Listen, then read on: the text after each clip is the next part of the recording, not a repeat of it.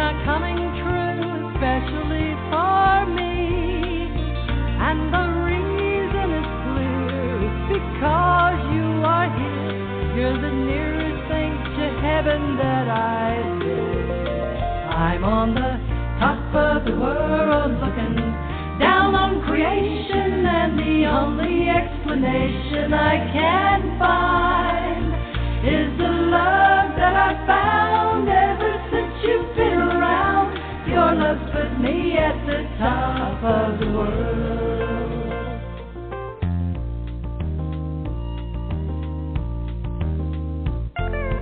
Something in the wind has learned my name, and it's telling me that things are not the same. There are leaves on the trees, and there's touch of the breeze. There's a pleasing sense of happiness I found.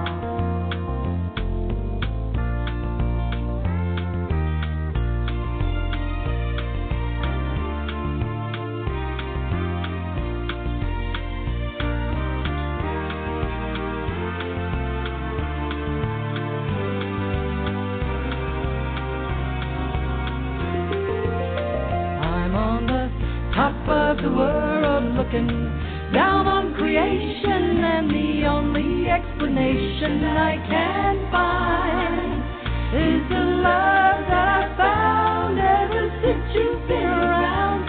Your love put me at the top of the world.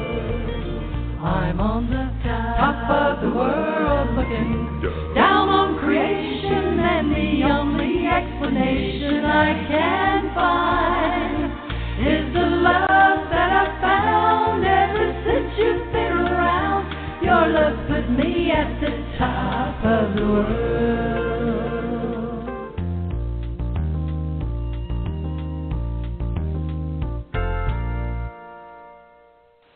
The vulnerability for a spy is not when they steal the information, because a spy's been targeted and selected specifically because they have access to information.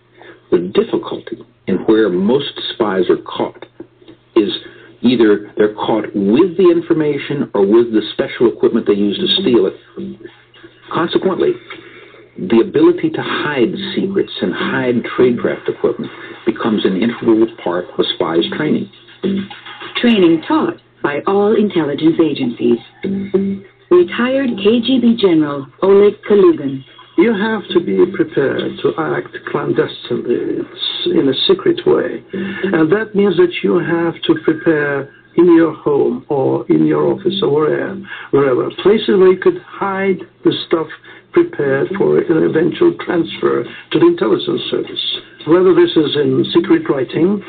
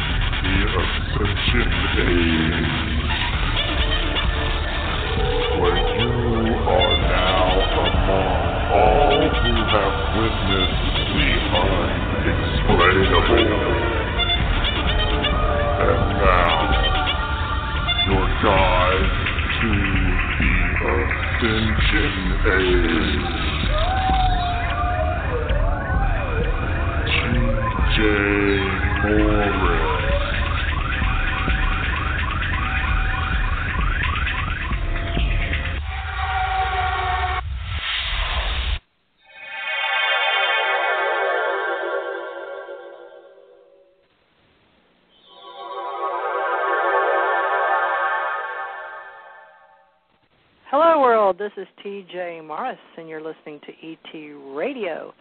Welcome aboard, all you ground troops out there spinning around smartly on the planet Earth. Thank you, all you people, for sharing your life with all of us. We are about the biosphere, sustainability of both planet and species, and tonight we're celebrating our 10th year with our group, with the American News and Magazine, and our investigative reporters we have come together as independent contractors with a new company called ACO LLC.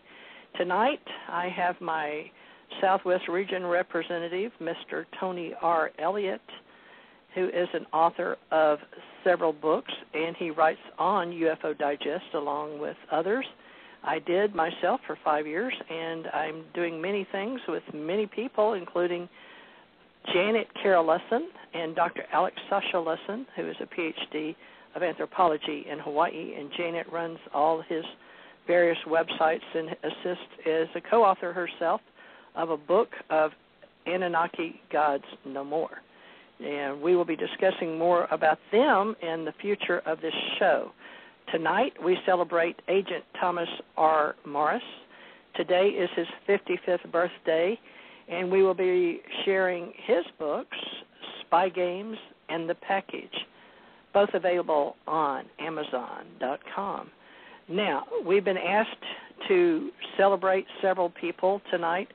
We are honoring, as well as my husband, Matteo Ionio of Italy, who's been a friend of mine since roughly 2009. He was for a year or two or more during my UFO Digest years, 2007 to 2012, I think.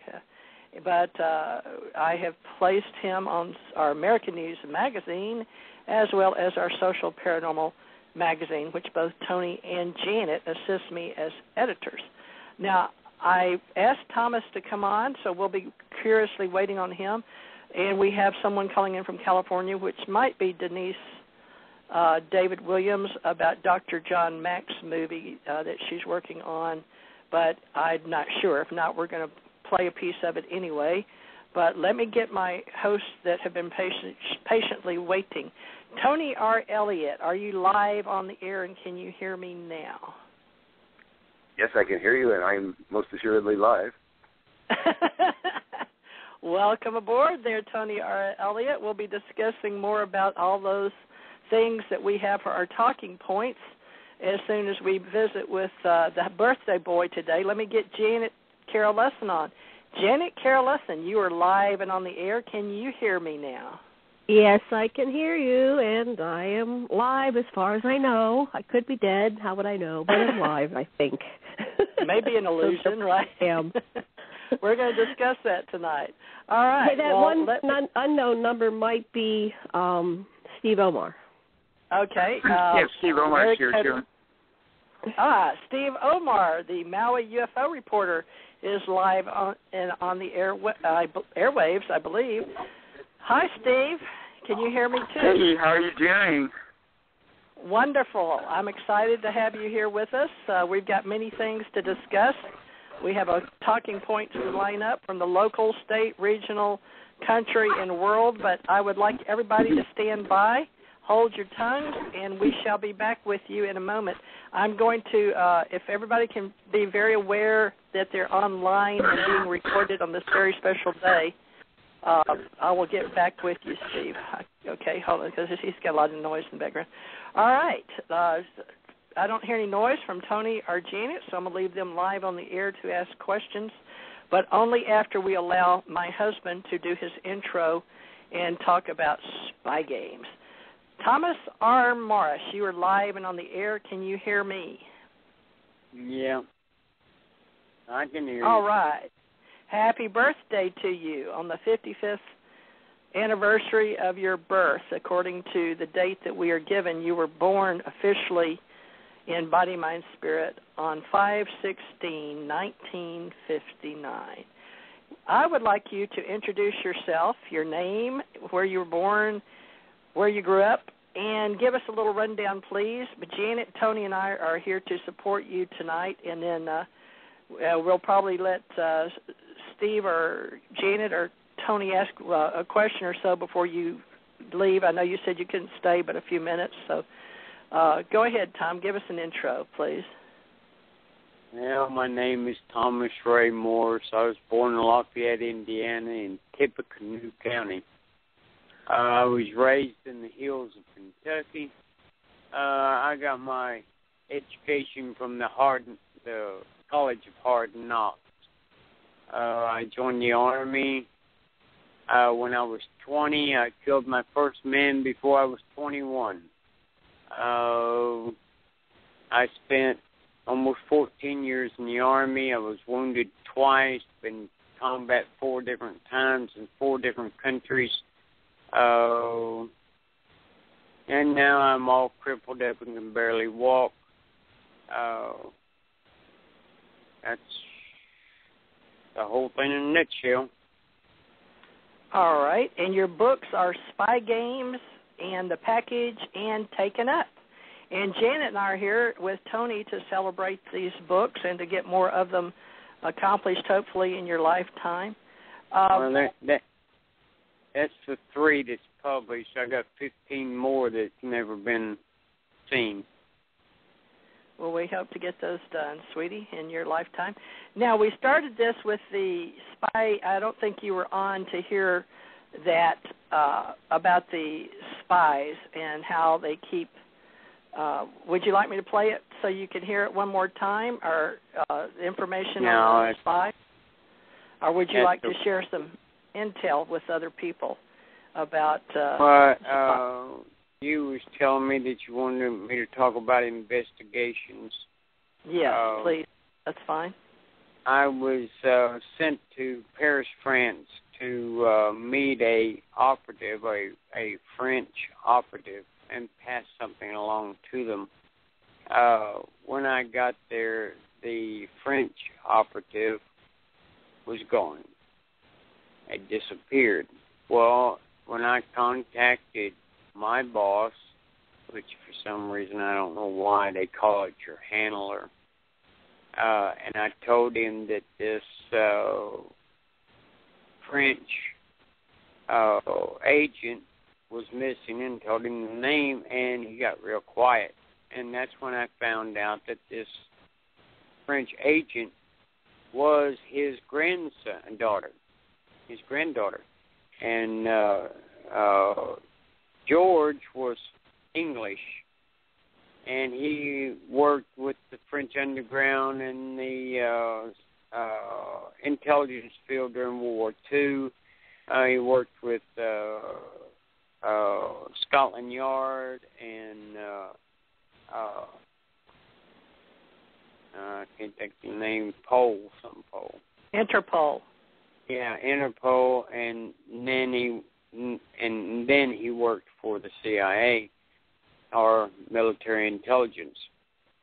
So he was married and had never divorced. He married a girl that he met during the war in the French underground, and she was French, and she lived just outside of, she lived there in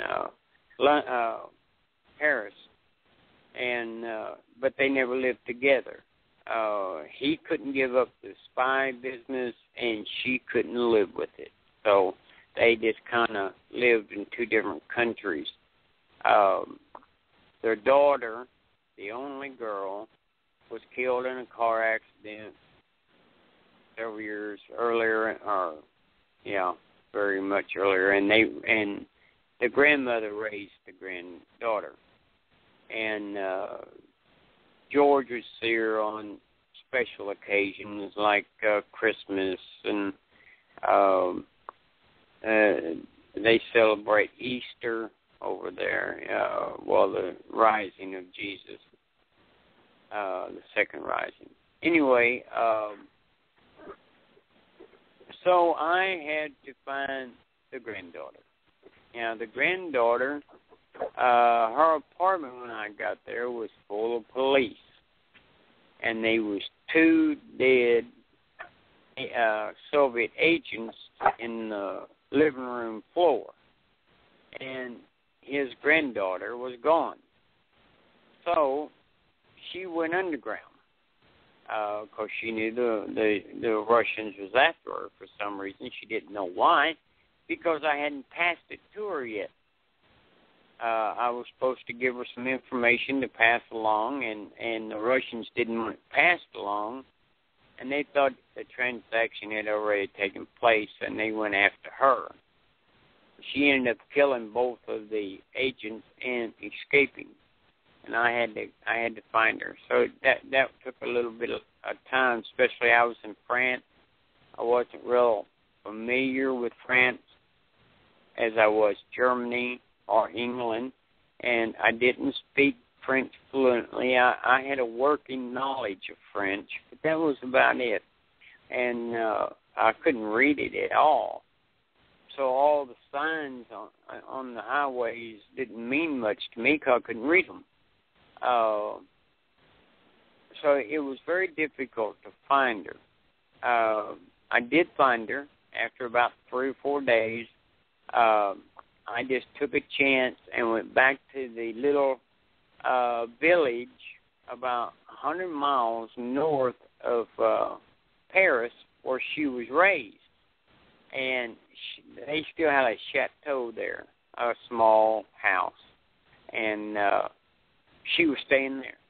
And that's how I found her. And she nearly killed me before she found out who I was.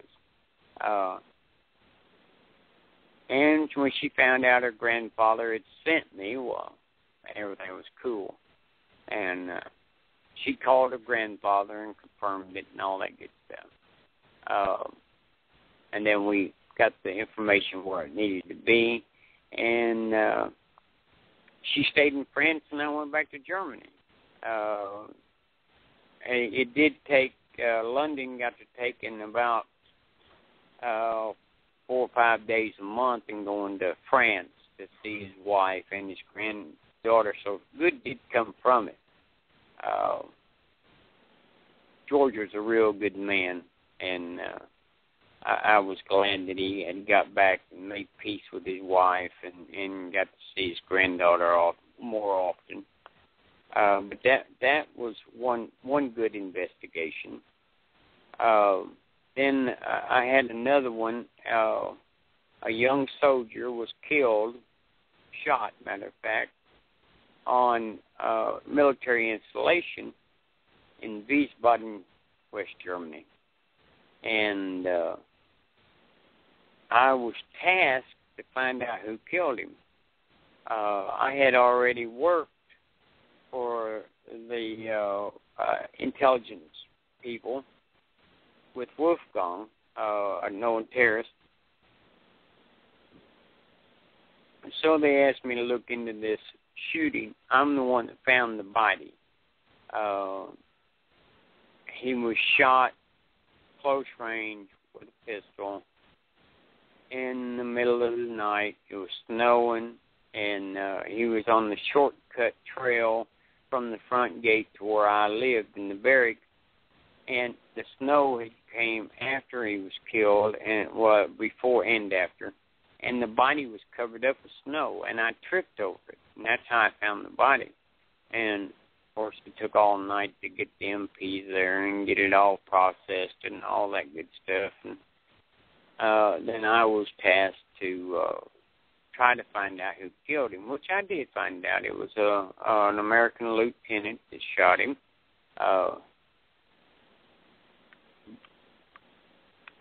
He was selling information, the sergeant that got shot, and the lieutenant wanted to take his place, and the only way he could take it was to knock him off, so he killed him for the money. And he went to Leavenworth, only he stayed there, I think it was 6 months before he was executed for murder. The U.S. Army executed him, the lieutenant. It was a long, drawn process, and there was an FBI agent that was sent. Their authority was only good on military installations, American installations. And off the installation, they had no authority because they were FBI, federal investigators, and for the Americans. But this one FBI man had come to Wiesbaden and was investigating the same thing, but spinning his wheels a lot, not getting anywhere. And he got it in his head that I'm the one that killed the sergeant. So he was always trying to pin that murder on me. And I'm going around trying to find out who actually did do it. And it got complicated. It got really complicated. During that period of time, I got my hands burnt real bad, and they were all bandaged up. And he'd come to arrest me and another buddy of mine, and my nurse went out the window while a couple other friends kept the FBI guy at bay until we got away. And we was on the run for about 5-6 days. We couldn't go back to any military installation. They was a warrant out for my arrest. And so it got kind of sticky then. But when I found the lieutenant that had actually done the killing, he was more than willing to spill his guts, so to speak, and tell us what happened.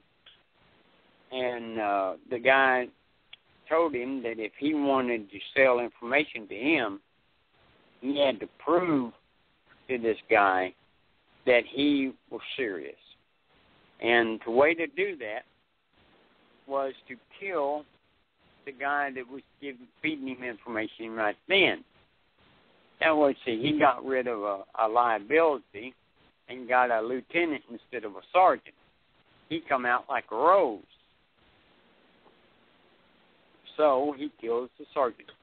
The guy furnished the weapon and ammunition, and he was waiting in the woods, called and told the company to give him a message to meet someone at the front gate, and he was waiting in the wood line for him to come through that path to the front gate to meet his guest, and he shot him. It took about 3 months to track it all down and get it all notarized or confirmed and all that in order to arrest the lieutenant. And he had he got cornered in the hotel that he met his contact in. I cornered him, and he thought he was going to shoot it out with me. And so we had a little bit of gunplay, and he ended up taking a slug in the leg and got arrested on top of that. He went to trial. He was found guilty of espionage and as a traitor to the United States. If you're convicted of a traitor as a traitor of the United States, you are automatically sentenced to death. And the only question is how. Firing squad, electric chair, or hanging. And the accused don't have a say-so in it, and there is no appeals. If you're found guilty of treason, there is no appeals to it.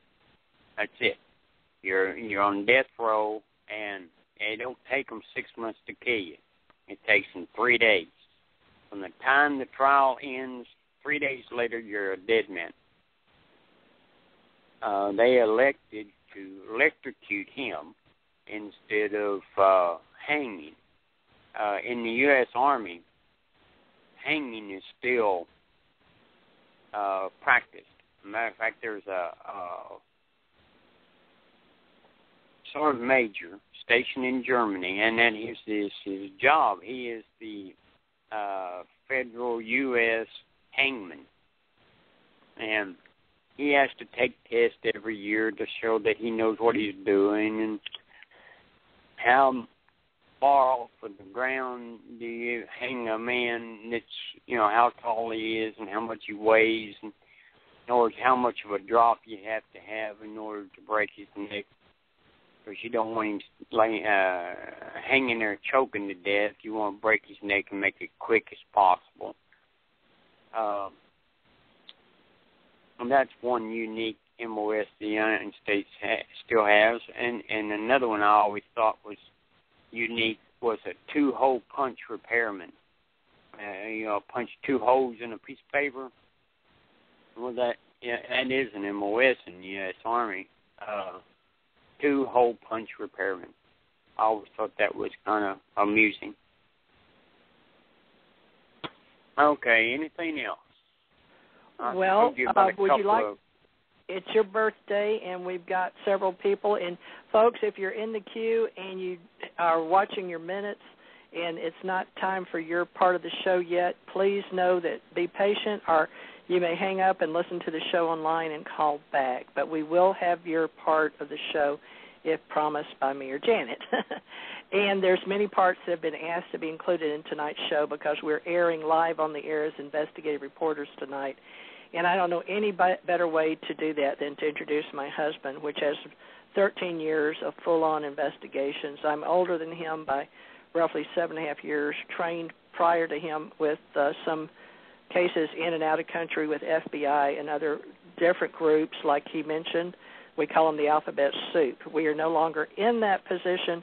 However, we are willing to work with others in cyberspace and assisting in any way we can as far as helping you understand the who, what, when, where, why, how much, and sometimes how many and how we do it. Now, Tom, would you like to, it is your birthday, I'm giving you the floor because you are, at this point in life, 3 times a week, I must mention, on dialysis. He's in dire need of a pancreas and a kidney, and we're hoping to get his book and movies out soon. And I'm sure that there's a lot of people that would love to ask you questions, some more with the book called Taken Up as the Commander, and me too, personally, because I've been with him on some, without him on some. And Tom, is there anything you would like to share with the listening audience and for posterity, for our archives with Ace Folklife and Historical before I ask Tony and Janet if they'd like to ask you a question? We have others listening. Not that I know of. I did serve my country. I did the best I could do, and I'm very proud of serving my country. But other than that, I don't really have any statements to make. I've been out of the game for a long, long time, so I don't even know the players anymore. Would you like to just real quickly tell them the points that we had while we were in the field, not as a gumshoe on the streets or as people will know of James Bond, but just quickly for our military that support us in your books, would you like to share the points that you discussed with me? Well, I don't know the points you're talking about other than the field. I answered to the Commander-in-Chief directly. I did his bidding, and I was carried under the flag of the intelligence agency, the CIA, and I was in the active duty Army. You spoke of James Bond. Everyone knows that it's fictitious character, okay? Yes. But in the character, he's in the Navy, and that's his cover. In other words, he's always been a naval officer, and that's how he got his pay and all of that. But he was still MI6, and that's the way I was. I was CIA, but I was Army. So I got my Army paychecks and my Army promotions and all that. Plus, I'd come in and do my Army time until something came up, and I'd get a phone call in the middle of the night, and I might be gone for 3 months. And then I'd come back. It's awful hard to hold a position of authority when you may disappear and be gone for 3 months. So I was a platoon sergeant for a long time, but then it got so difficult to try to be a platoon sergeant in this too. I went to the S2 office, which ironically is military intelligence. That way I could work in the office whenever I was around, or I could just I'm on a chopper or a plane or drive a car off and be gone for 3 months, and everything was hunky-dory, because the people in charge of that S2 office knew that I was out on a case, and they would discover for me, oh, yeah, he's a present and accounted for. Present or accounted for is the way the report reads. There have been occasions that I would call in every 3 or 4 days and let them know, yeah, I'm still alive. For how long, I don't know. And then 3 or 4 days, call them back. And then there have been times that I was unable to make them phone calls. I was basically on my own. I might be in Paris, France, or I might be in London, England, or I might be in Petersburg, Russia. And you know, there's not always a landline to use in Petersburg, Russia, if you don't want the Russians to hear you. And if you're in their country, I was in their country illegally, so I sure didn't want them to hear me talking on the phone. So I was strictly on my own. If I'd have gotten real bad trouble, I could have went to the American embassy, and they would have got me out of the country. But that was an emergency plan, you know, from jump. Otherwise, they didn't want me to be involved with the United States. And if I'd have got captured, say I was in Russia spying on them, trying to get some information on the new T-80 tank, and I got captured, the United States would just plain about me, period. They didn't know me, didn't know nothing about me. But now Russia, bless their hearts, had a file on me about an inch thick. They knew I worked for the CIA. Been many years ago now, they was having the May Day parade in Moscow.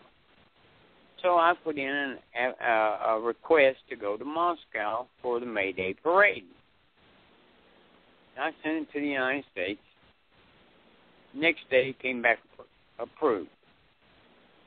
Had to take the same request to the Russian embassy. It took them 3 weeks, and they sent it back, and letters is about an inch tall. Crossways of the paper said, denied entry into the USSR. They didn't want me there. So they knew I was a spy. So if they'd have caught me over there, the United States could have denied it all they wanted to, but Russia knew who I worked for, you know, so I don't know how that would have worked out. Thank goodness I didn't get captured. I would have rather leave that a mystery than suffer the consequences, to be perfectly honest. And the world's changed a lot in the way they think of the intelligence agency than the way it used to be after the world wars and all of that. And then intelligence was terribly important to protect our country. And for those of you that don't understand or have never been in government service, there's many of us that when we're young, we think we're doing the right thing, and there's many, many still in the intelligence community. And they, too, were brought up to believe that is the right thing to do. They saw the same James Bond movies or ones with Tom Cruise or Mission Impossible or whatever, and it looks very advantageous. And the money wasn't that great, but there were times when you felt like you were doing something to change the world. It was a good feeling. Can you explain to people about our honor and those that we have done, and when we honor our friends that have lost their lives, and we don't understand why some of us are still alive and others are not. Do you want to explain any part of that? Well, to start with, I'd like to say something about when I joined the Army, I was young, and, I did what I did at first for love of country and God. Love of God and country and the whole 9 yards. And then I found out that it wasn't all glory, and there was a lot of nightmare things that they asked you to do. And I tried to get out, and I was persuaded not to. And the guy told me one time, he said, one of the handlers from the state told me, he said, son, I know you're young, you're just 21, but you can't get out of the game. He said, the game is now in your blood, and you can't live without the game. It wasn't the money. It wasn't the fact that you was doing something good for your country. It was outwitting the other guy. All right, because outwit, this outlast, outplay, outlive, and outmaneuver. It was the game, and that's what everybody called it. Was the spy game, and they just called it the game. The game. It's in your blood. You can't get it out. You'll be in the game the rest of your life.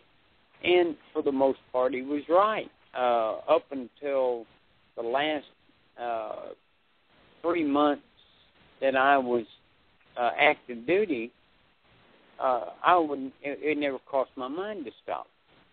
And a lot of things happened in the last 3 months that convinced me that it was time to move on. I was in the intelligence field for almost 14 years, which is about 7 years longer than most of them. Most of them die within the first 7 years.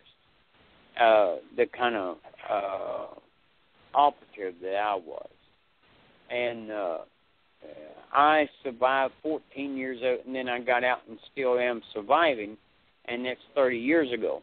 So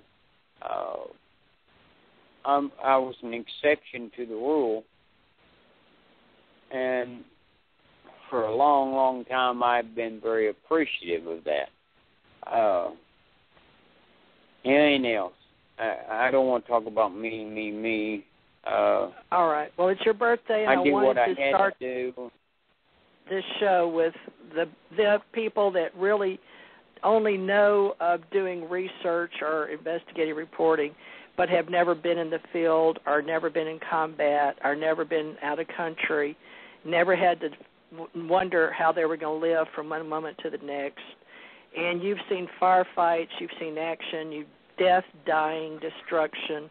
You've been working for the presidents of the United States of America and for the big intelligence agencies, and you've had more experience than most people could ever dream of. And then not to mention, also off-playing it in that connection as the commander.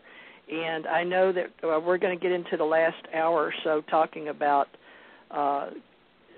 other worlds, other planets, and all of that once we go through with Tony R. Elliott and what he has planned for today's show. And Janet's got to leave here, Tom, and Steve will have to come back at the last part of the hour, and we're going to discuss a little bit about extraterrestrial origin. Is there anything you'd like to share with Janet? I'm fixing to go. Janet, if you have a question, ask it. I'll try my best to answer it. I just wanted to say happy birthday, Tom. I wish you... Well, thank you very much. That you find happiness and heal. I really love your wife. She's my sister, and I'm thankful that you're there for her and she's there for you. And it's rare to see couples like you. You guys are really it. And I just appreciate you. Okay? Well, thank you very much. I appreciate that. Tony? would you like to leave any last words on his birthday for Tom? Well, I'd just like to say happy birthday for one. And secondly, if you can't talk about yourself on your birthday, what day are you going to talk about yourself? You got me. Got you. That's good, Tony. Thank you. Yeah, I like Tony's that. good. The things I'm talking about, though, is things that I would prefer to forget. Speaking of that, we used to have a reunion for the guys that was in Saudi Arabia, and we've seen and done some things over there that, isn't pleasant to remember. Nothing illegally. I mean, it was a war, but we used to get together once a year. And we did it for about 3 years after we got out of the service. And then we got the same, wait a minute, we come in here and it's going to end up talking about the bad times, all right, the bad things that happened and all that. And it depresses every one of us, and we'd leave and we'd be depressed for 3 months. And then we get over it and go on, and then next thing you know, it's reunion time.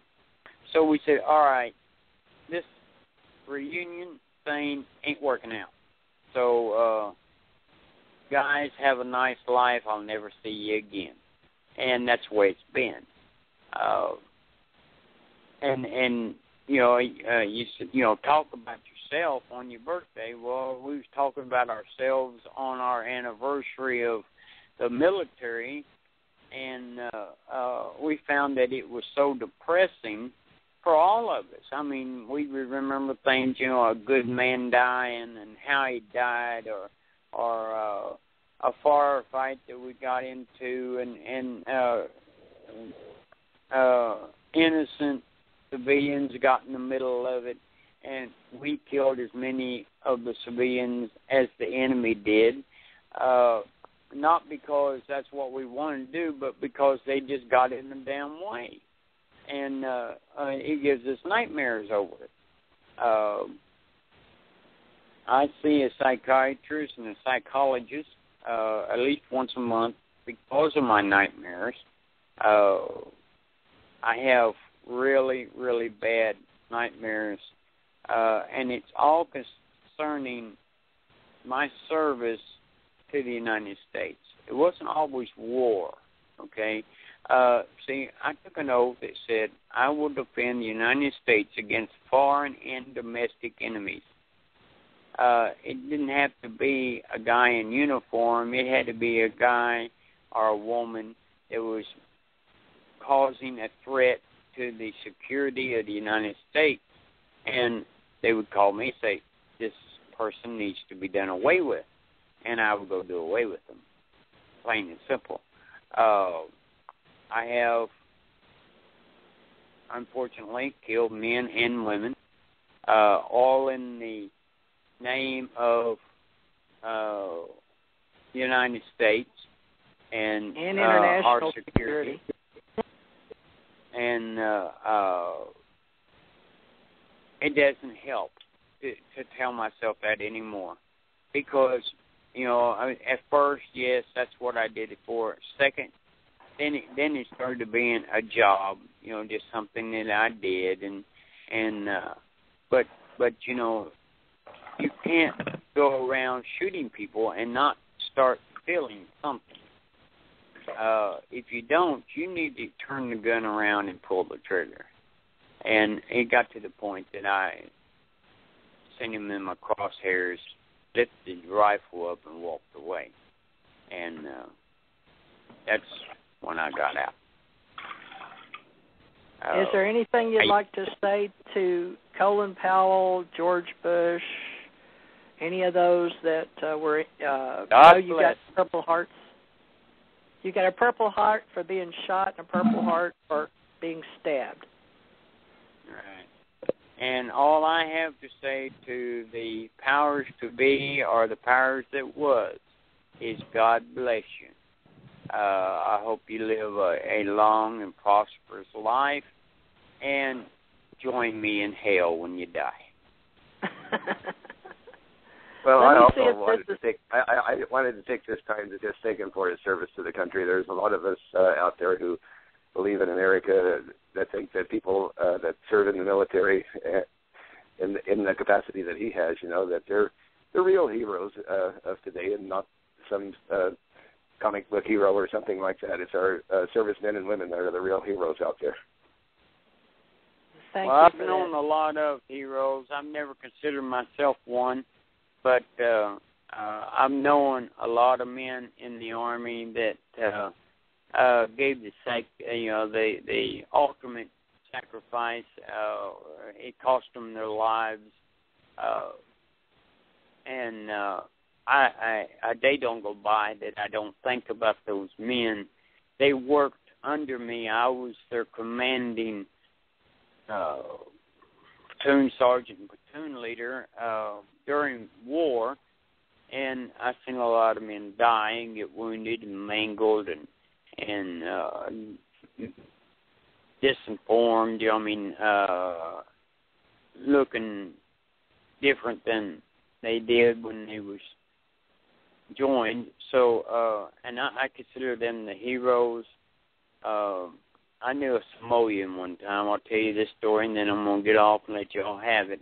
A Samoan. A lot of people do put the L in there. Samoan. He was a big fellow, and he was always laughing.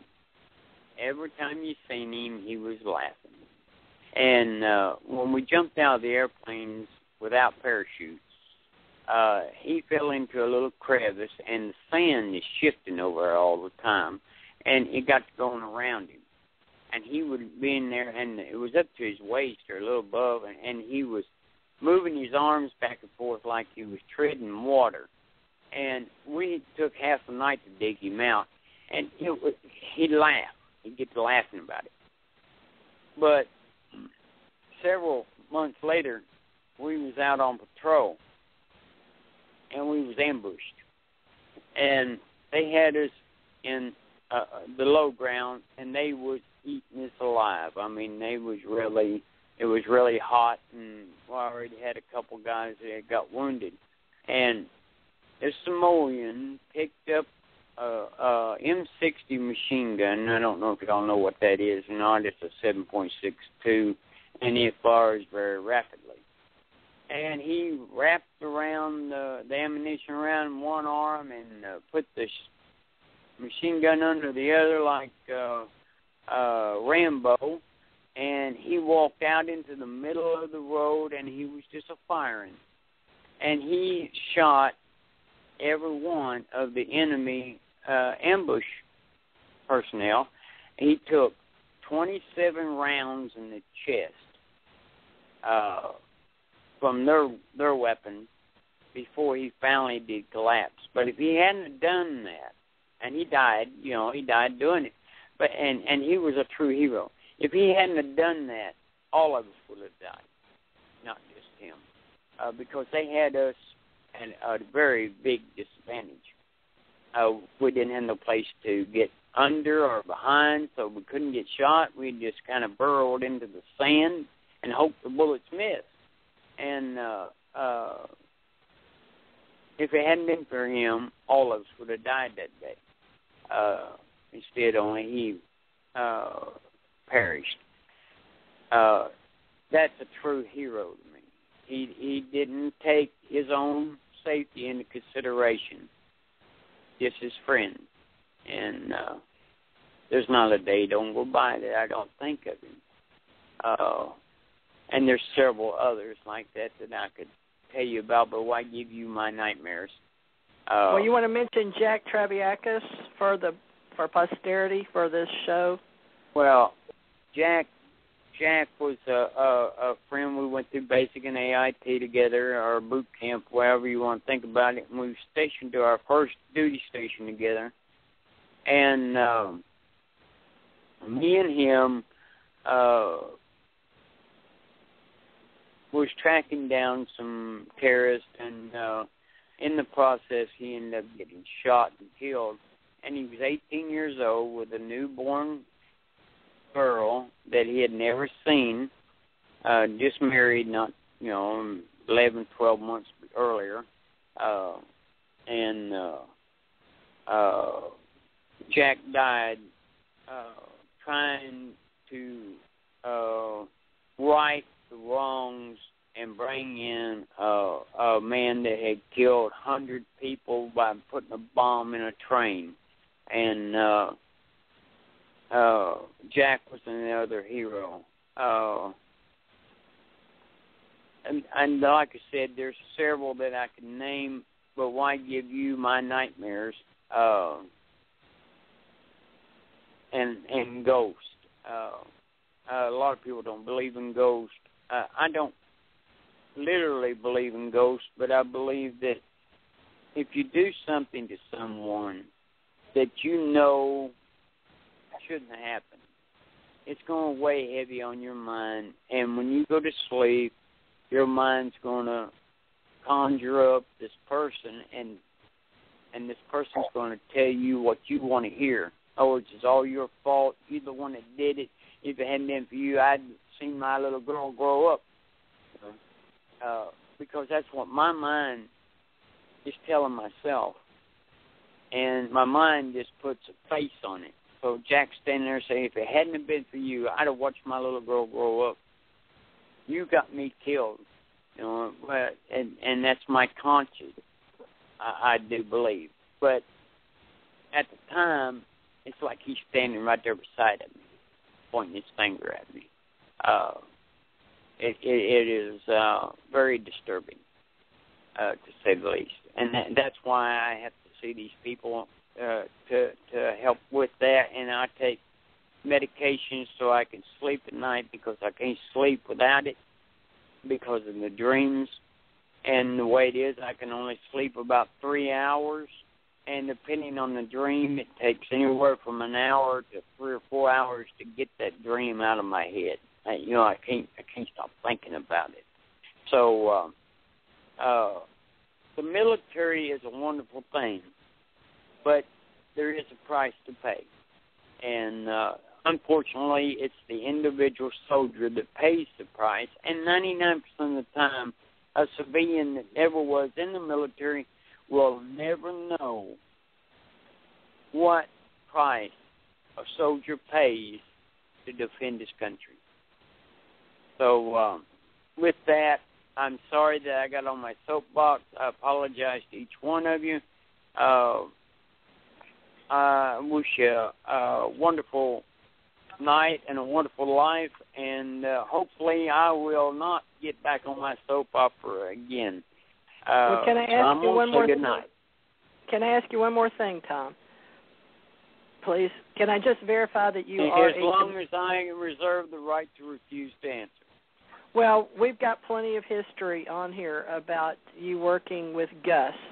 And I just, for the sake of the show, because I'm going to cover some people that you don't know and we didn't do intelligence investigative reports on, I may have, you may have not, when it comes to the alien ET UFO community. But you and I worked with Gus and other things and other people. Could you leave something on your birthday just by at least, acknowledging that Gus is real and that we are familiar with people off planet for the rest of the show? All right. The computer that she is calling Gus is an aircraft, not made of this world. That is the military's definition of Gus. Aircraft made of not of this world, manufactured not of this world. He told me one time, well, he told me more than once, but let's say for the sake of argument, he told me one time, Commander, you only require 3.75 hours sleep in a 24-hour period, and it is time for you to rise and come back to work. So even the aliens know I can't sleep. Do they sleep?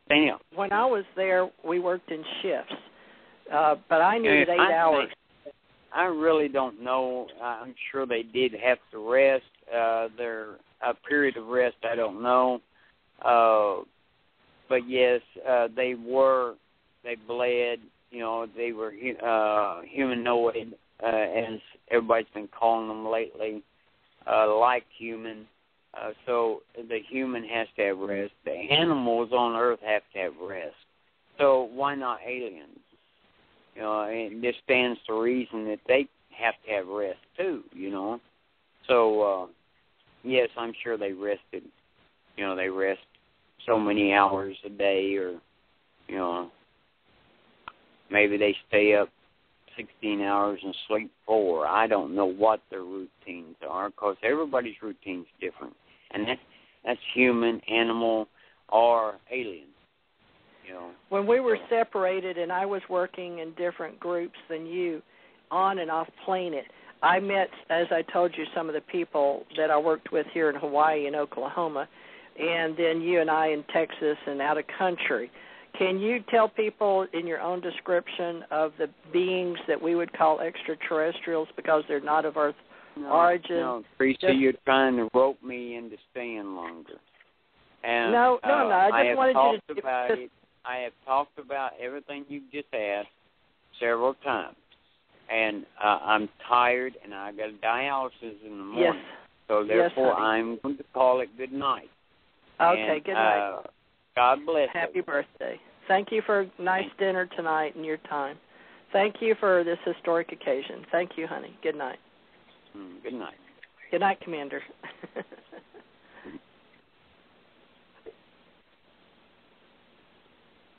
Are you leaving now, honey? Okay, that's it. All right, thank you. And Tony, I appreciate you being patient. And we did lose Steve. So, Steve, if you can hear me out there, you're welcome to come back in the last hour of the show. We're right at a breaking point of almost 2 minutes, and some people will only do the first hour. So we will, Tony, take a 1-minute break and then come back with your half of the show. Is that okay with you? Sure.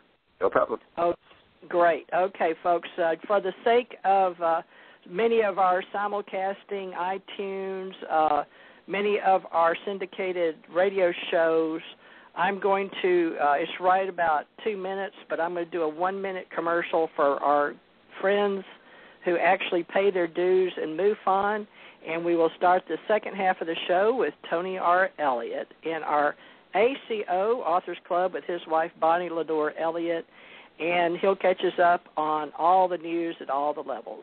Here we go.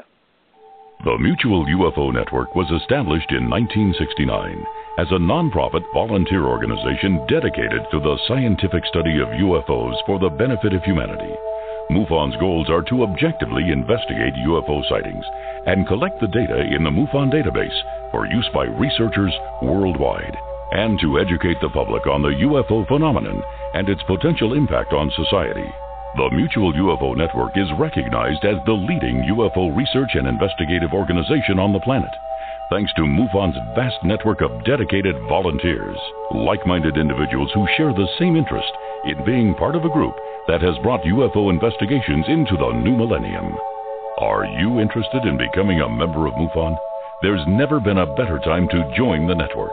So for more information, log on to MUFON.com. That's www.mufon.com.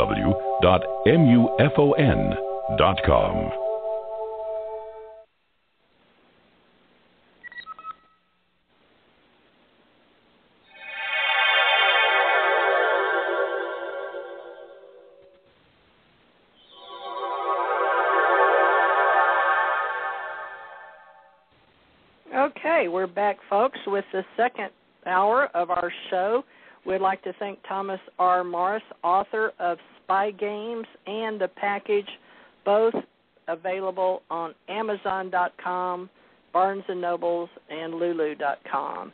And we've got several of our websites, including American News Magazine, Social Paranormal Magazine, a New News Guide, and many other of our websites out there that share now our books, links on the top of them. So you can just go and hit books if you want to look at our books. And we're going to try to help more of our people that are authors, and that's how we're going to do this second part of the show now with Tony R. Elliott with our Authors Club, and he represents our Southwest region. And his wife, Bonnie Lenore Elliott, is, we like to say, the president of our Authors Book Club, and we basically say our offices are with her and on Facebook. And she helps do covers for books, as Janet Carroll Lesson has been getting into her own and hiring people off of Fiverr or Fiverr, Fiverr, all you people that are out there in Fiverr land. We appreciate all that you do, and contractors. But now let me turn the show over to author and co-host Tony R. Elliott. Okay, Tony, now if you'd like to have what you've been preparing for tonight, we'd love to get you going here. We have one person that's been waiting patiently. Would you like me to see if they're just listening? Sure, yeah, bring them on and let's see who they are and what they have to say. Okay, area code Florida, 786, and down in the Miami area. Are you just listening, or did you want to say something tonight with us? No, I was just listening to the broadcast. Okay. Well, thank you very much for joining us. And how's the weather down there in the bottom part of Florida? Well, it's actually pretty nice. It's been pretty nice? Yeah, now it's a little bit chilly, but it's really nice. Wonderful. It's chilly here, too. It's been really cold. I've got a sweater on tonight. And we appreciate you joining us. Can we at least have your first name? And we know you're down in Florida. I can tell by your area code. What's your first name? Samantha. Vanessa? Samantha. Tanessa. Is that right, with a T? No. Samantha, like Sam. Okay, all right. Sanaka or Sanessa?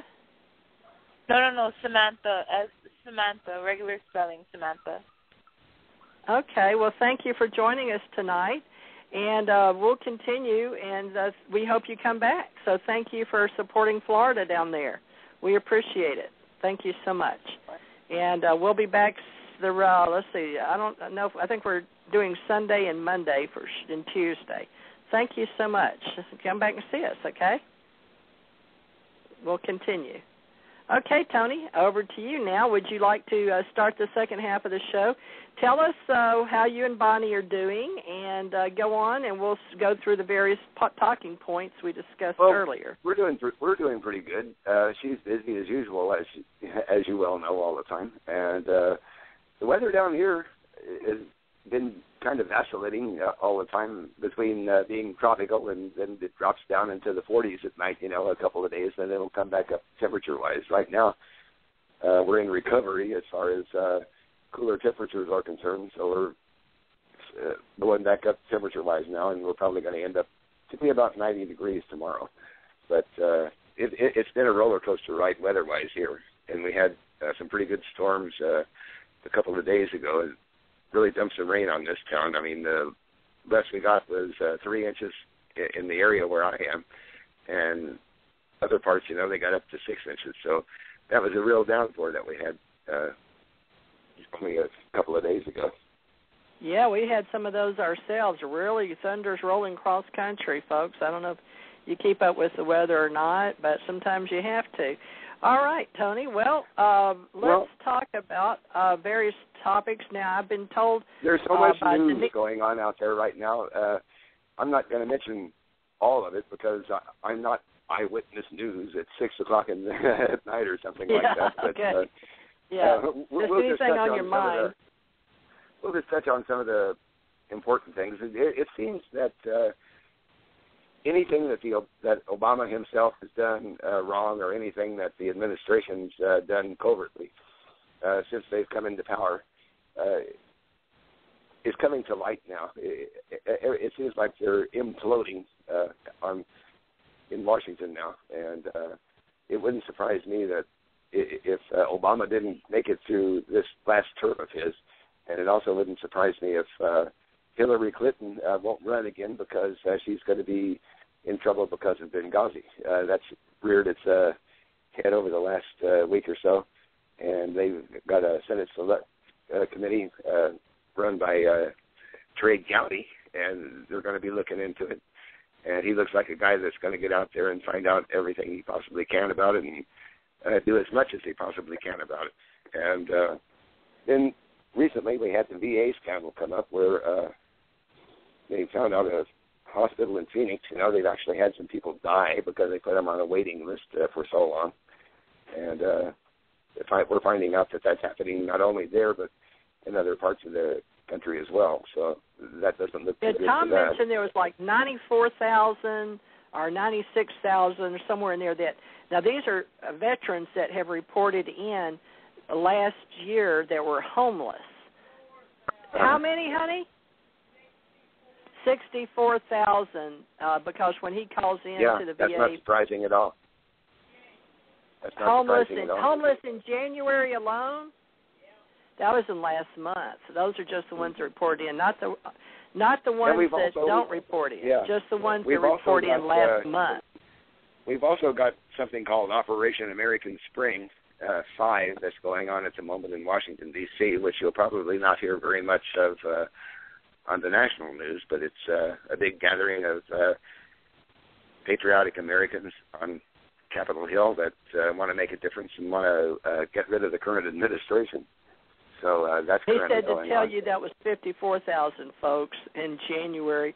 They just tell you the tally, and I guess it takes them a few months to get it before it's actually mentioned on the telephone call when you call into the VA, which my husband and I are veterans. So he just wanted people to know we need to help our veterans and keep that in mind, and everybody, because it's sad that so many of our people are just regular, generic, low to moderate income. I wouldn't even say they're medium income, but that now that they're homeless, they need assistance, just so you know, and we're going to try to make jobs better and all that. So just mentioning that. Okay, back to you, Tony. I would like to mention, for those waiting to hear about the John Mack story, we will play a little bit of information on that towards the end of the hour, or when Tony and I find a pause to talk about the alien UFO story. All right, so right now we're discussing, I guess, presidential election type of people. I don't know.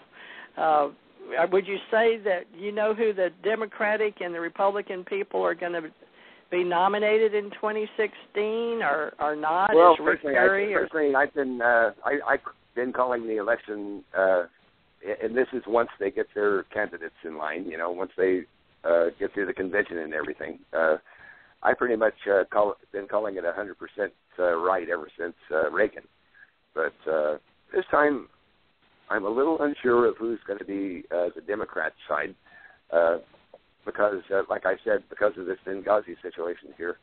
Well, they say the New York governor, Andrew Cuomo, and Maryland governor, Martin O'Malley, are both leaders for the Democrat side. I don't look at them as being very contentious as far as that goes. Well, you think Rick Perry will run again or not? He might. I think he might. But I think that you're looking at, I think one of the top contenders on the Republican side is going to be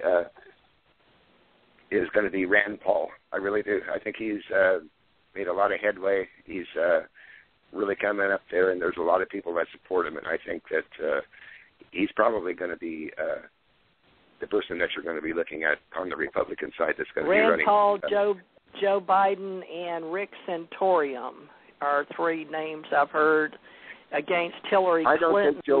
I don't take Joe Biden seriously because I don't think the man has a clue of what he's doing. I think the only thing that he does is go up there and say what he's directed to say.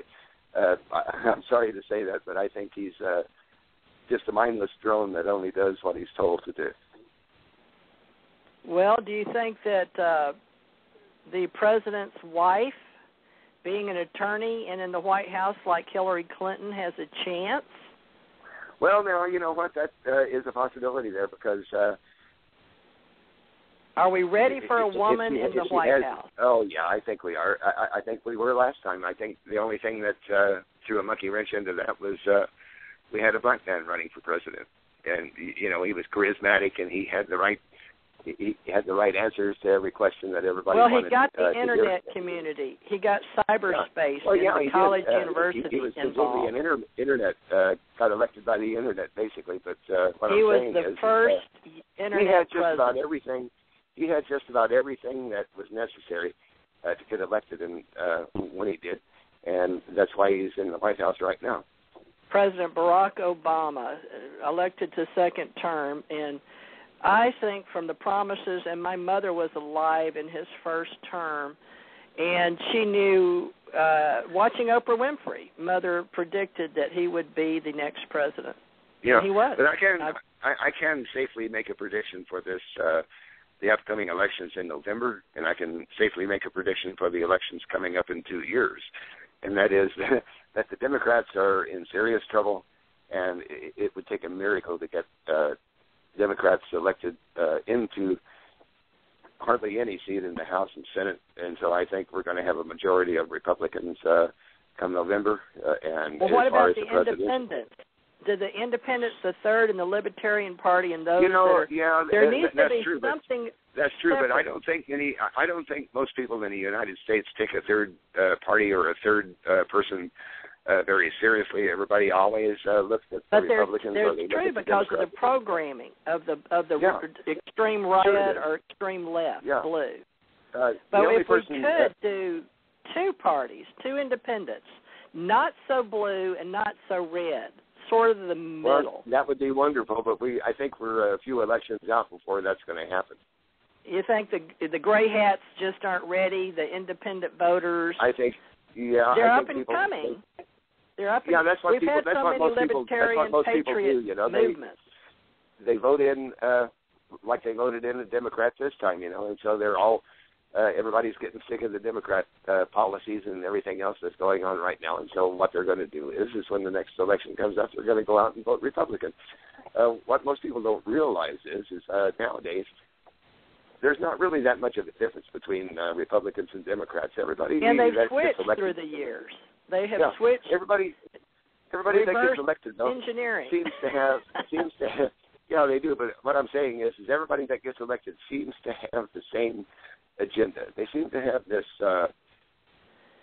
world inside agenda where the they want to. Washington, if you want to play the game, you got to play by our rules and take the hit. You don't have anybody that's bold enough to step out there with their own policies, whether people like it or not, or anything like that. You know, it's well, some of them may think they do at the state level when they start running, or senators, but really, if you think they're mostly all attorneys. I think everything's hunky dory, you know, as long as you're in, a state official like in the Senate or in the House or something like that. But I think once you reach Capitol Hill, once you get into the White House, you realize that there's other powers that be that direct you. You're not in charge of the country actually, but I think that the powers that be that actually direct everything are directing you as well, as far as your policies are concerned. There's the military as far as the and the congressional industrial complex. We used to say the military, but we're really the military industrial congressional complex. And you know, everybody hears so much about the Illuminati, you know, the people behind the government, you know, the people that are in charge of the world and this and that. Well, you know, everybody automatically thinks that there's one man in charge of all of this, you know, but I've come to realize that the Illuminati doesn't mean that there's only one man in charge. It's factionalized. It's like it's been atomized. There's a bunch of different people out there that have their own direction and have their own jobs to do, and they're not aware of other people that do their jobs, so they can't be found, they can't be traced or anything else, you know. So that's what kind of a operation this is. Well, they also have these big lobbyist groups like and I'm not saying I'm pro or con, people. We're just talking here. This is going to be called Entertainment Tonight. That's going to be the ET for tonight, is Entertainment Tonight. And we're talking just in general, and our opinions and views are what we're discussing. But the religious right with churches, which is just said in writing on many websites and many of the mainstream and those that are trending, but with the NRA and the National Rifle Association, and, the fact that people don't want to see babies being killed, but on the other hand, there's times when women are raped and have to, or whatever reasons, or maybe for their health, or they're going to lose the baby. And I delivered 4 babies, so don't get me wrong, people, even though I was a young mother. I can tell you one thing. I think Texas has a good idea as far as that's concerned. You can get an abortion down here. They got a law down here. I think they passed it, but I'm not really sure because I don't follow, that close. I'm more of a world individual and someone that follows things that are going on nationally and in the world. But okay, what they have here is you can get an abortion, but you can't get it past 26 weeks, and I think that's fair. Because I think someone that hasn't made up their mind whether or not they wanted an abortion, by the 26th week, they're obviously not able to make up their mind at all anyway. So I think that law is a pretty good law. Well, there's a lot of laws. There's a lot of people. There's a lot of black ops. There are now people that are paid to sway people on various websites, and especially in social networking and all these Facebook, Twitter, Pinterest, social networking. There's all kinds of bugs out there that watch you, all kinds of spyware out there that watch you and see what sites you go to and determine what it is that you are interested in. And so they come back at you with an advertisement, or they approach you with something that's quite similar to, to what your attitude is. And lately, though, I don't know if it's just me. It might just be my paranoia or something like that. But over the last several months, I've noticed that I can be really thinking about something that's important to me, and that might affect other people. And, because I write articles, I write things about politics and things like that all the time. And I've noticed that sometimes when I think of a subject, that I can think of the subject like when I'm doing dinner or I'm outside doing some yard work or something like that, and I'm thinking, oh, yeah, this is a good idea, and maybe I ought to mention it somewhere. And I'll come back in on the computer, and somebody's mentioned it. Yeah, we're all connected, and it just depends. What do they have? Do they have some kind of a mind scanner that scans people's minds now, or what? Well, think about it, Tony. They're waves, and we discuss that on our nights when we get it more into Social Paranormal magazine, and we're sort of an American news magazine or a new news right now. But I believe because we're going to market and promote so much of our articles and hopefully start working with many other people than those. I haven't tried to do that, folks. If you wonder why I haven't grown more in 10 years, it's because it's a hard work when you're only one person with all these websites, and I have over 25 websites. But I do have tjmorrismedia.com if you're interested in a website and hosting. And then Tony and I are writing our own books with his wife and sharing our stories. So we help a lot of people get into the business of authoring. And there's plenty of companies that do that, but not very many really will edit or help you with the fine details unless they get at least 1,000 or more in their packages of gold, silver, or whatever. So Tony, his wife, Janet, and myself are all working to help everybody out there get their books shared. And that's because it helps you bring in a little income on Amazon.com. And we use CreateSpace, most of us, and Kindle and all kind of ways. But once you get down and get your story written, you realize that's not the end of it. You need to put it in form and all that. But just so you know, we do have books available on Amazon, and we'll make sure we mention our American News Magazine, and it's got a books link, and socialparanormal.com, AmericanNewsMagazine.com, and anewnews.com. That's 3. And Tony, where shall we go with?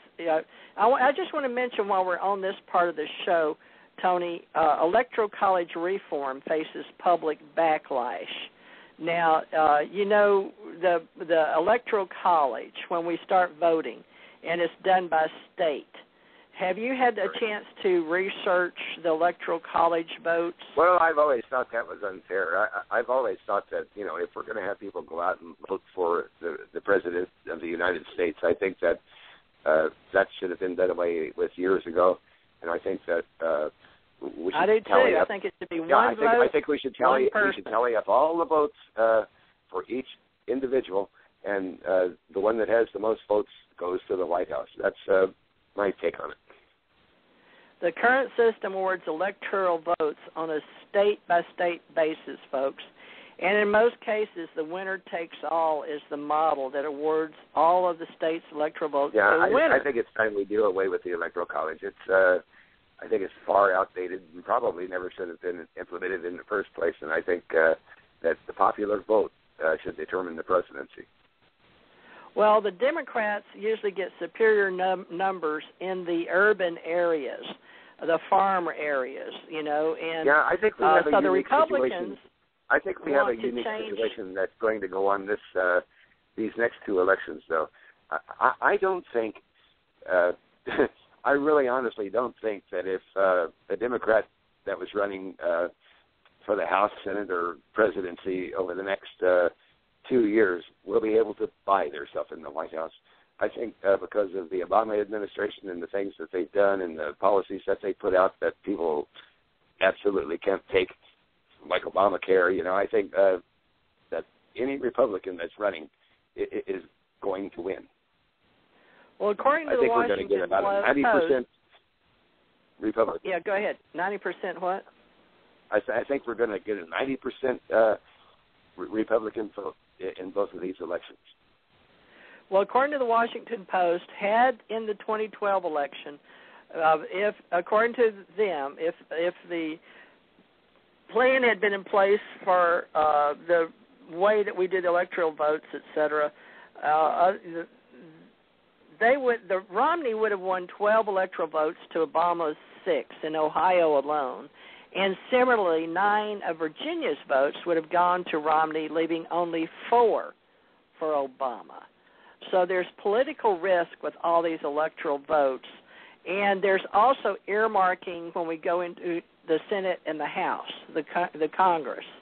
And, folks, we are big on the Constitution of the United States, the Declaration of Independence, and the Bill of Rights. Are we not, Tony? We use those three main. If you've read anything that I've ever written, you know that I am. The only problem that I think is going on in the country today, and has been going on since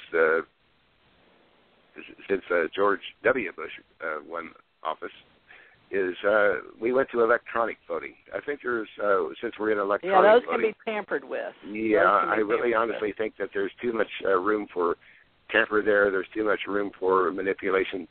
And I think we need to go back to a more secure way of voting.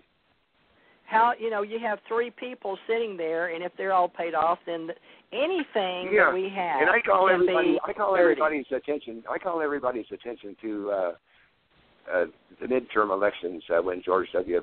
Bush ran against John Kerry. Now, in that election, we had every news outlet in the country, CNN, you name it. They do exit polls, and exit polls usually determine the winner of any election. And most of the exit polls that they had showed John Kerry with a big lead because everybody, was voting for him rather than George W. Bush. And up until the last minute, everybody thought Kerry was going to win because of these exit polls, but George Bush all of a sudden won. And I think that's way too suspicious. Well, I'm for having 4 ways instead of 2. I don't like just red, blue. But, at least we have red, yellow, and blue in our colors, even in our printers and our computers, do we not? I got more than that. Yeah. Well, yeah, and if we could get red, yellow, blue, and green, maybe, a green party, a yellow, sort of the middle of the road, and we tried the Tea Party. It's going to take a very strong candidate. Right. It's going to take a very well-known, charismatic person that appeals to millions of people, to run for a third party like that before anybody in the country will actually take somebody seriously. Well, as like Rand that. Paul, if whoever runs on the Democrat or Republican are bought immediately, because the only way they can't be for the Democrat or the Republican and not be bought, because the money that puts them into office is how they're bought. In order, they can't get that hat. They can't wear the red hat. They can't wear the blue hat. So, folks, you automatically know that's not going to work. So, and even if Rand Paul runs, he's going to run under the Republican hat, right? He can't run on the independent hat. He could, but you know what they did to you understand in the past, we do need to do something, and we're going to have to look at independent voting and the green vote, or the sustainability of planet and species, and health and prosperity for all. But now all we hear about today is immigration reform. What this country actually needs is to reform their elections more than anything else, because what we have today is broken, and it needs to be fixed, and it needs to be fixed fast. Well, if we could do away with that, all the parties, and just be one person, one vote, collected in your local, and then your county, and then your region or state, and then region, and then federal. I mean, there's 4 areas. Because wherever we vote, like we divide it up, and we all go to a certain place to vote at local, and then that's counted at county, and then the county reports where all the people that get the news. So that goes into the pot of the state, and then from the state goes into with electoral and the federal. So we can still have 4 levels, of how they count the votes. It's just does that system currently stand, and is it interesting enough to be compromised? Because the founding fathers, I don't think they had that in place when we. Constitutionally, we can go back and research it. Yeah, I ask everybody to be investigative. It hasn't always been Republican and Democrat. There was more selection than this years ago. But what I'm saying is right now the mindset of the population of the United States is either Republican or Democrat. They really honestly don't. That's only because they're programmed to be that. That's true. But what I'm saying is they are, and they don't take anyone seriously that belongs, to a third party. I found out a lot of it is ignorance. A lot of it is lack of intelligence, lack of understanding, lack of awakened awareness, lack of education. I've always said that if you're going to vote, you should probably take a intelligence test or something like that. But a lot of people don't agree with me on that one. Well, let's think about how many people have been bussed, and not just in the South, folks, all over. Don't let them fool you. And it didn't matter what color your skin was, because there's people of all minorities and all generic citizens of the world, around the world, if globally, that can't read and write still. However, in the United States of America, we still have people that cannot get a factory job, or they've been dumbed down with drugs that have been brought into the country, and they take them, and then their teen pregnancy children take them, and then that just keeps this lower level of humanity. And that's another thing, since you brought it up, I wanted to mention, is the fact that I do not believe that the laws that allow marijuana to be used are good laws, only because I think marijuana makes people lazy. It makes people not care about, like, if they have a job, it makes them not care about going to work the next day. It makes them not really care about their life. I've seen that in my own children, so I know that's for a fact. It really dumbs you down, and I honestly don't think that it's a good idea for that to become predominant in use across this country, because what it's going to do is just create more drones. Well, that was the whole point, and I believe the $1 billion industry and why the Hollywood that all of a sudden woke up and got socially conscious, some of them anyway, started making movies that made sense. A lot of people were just in the death and the dying and the dark movies and the, make you want to sit at home and never leave your house, so they kept you in fear. And many children grew up on that, including a lot of the video games. So, folks, just opinions and views as we're discussing the extremes. Now, in my world, I want to see more of a blending and balancing of all things, everything in moderation. However, I have talked to many, many people that do want to look and investigate alternative living. And there are some controversial options out there that we can discuss and propose among ourselves.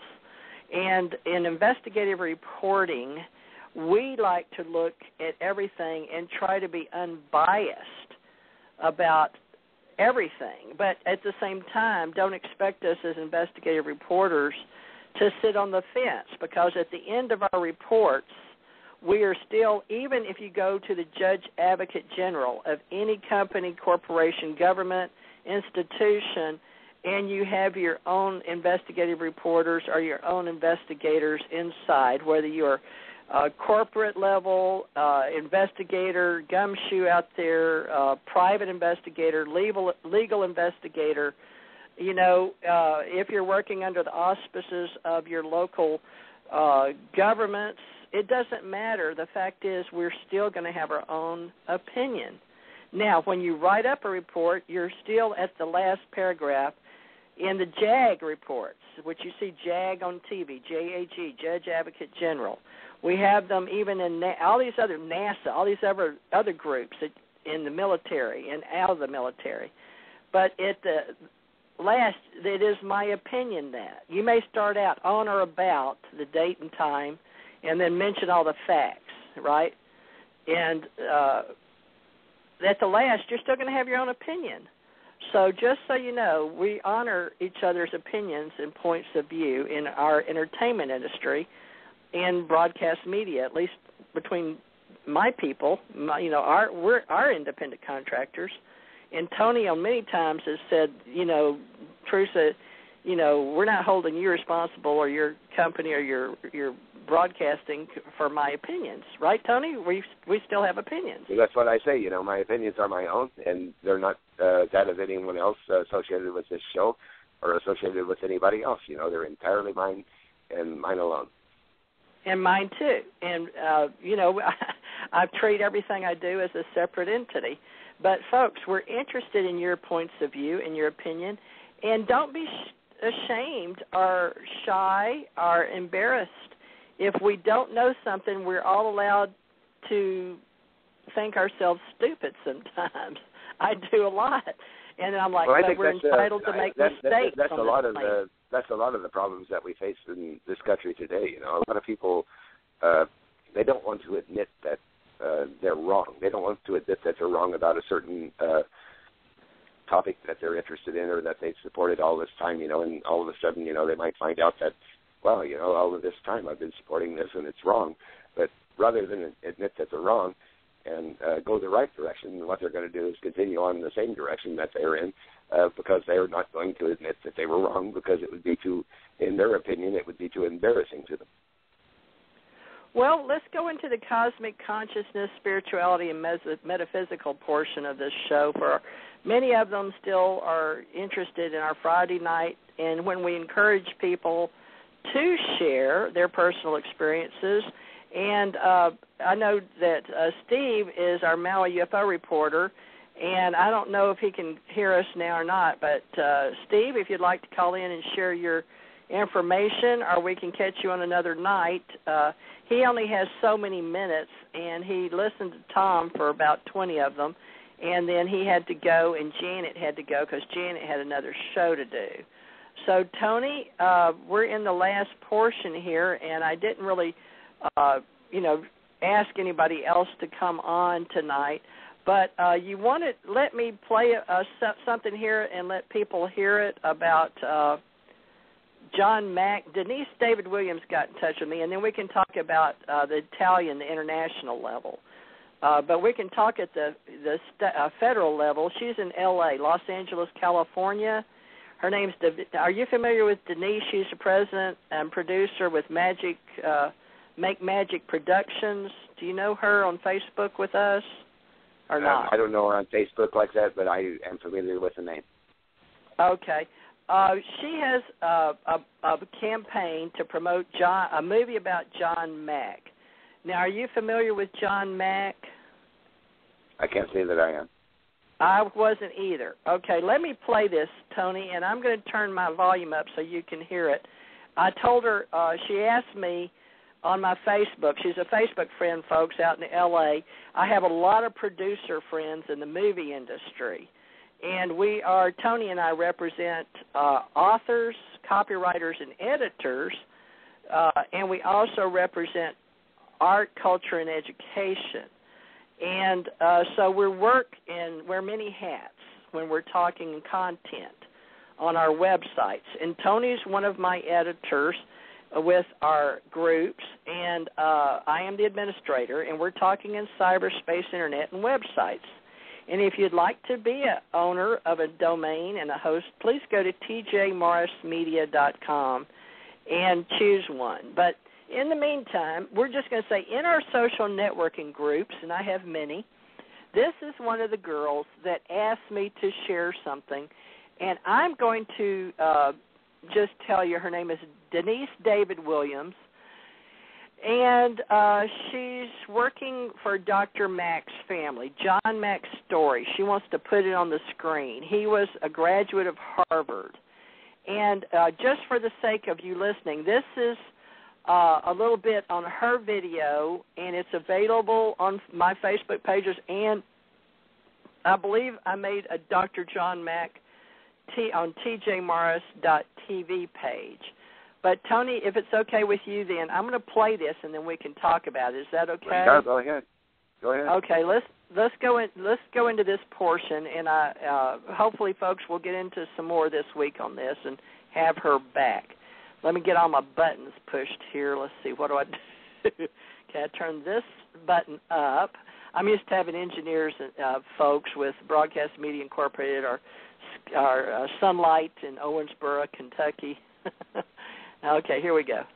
The potential to spark a sincere dialogue about the real possibility that we are not alone in the universe.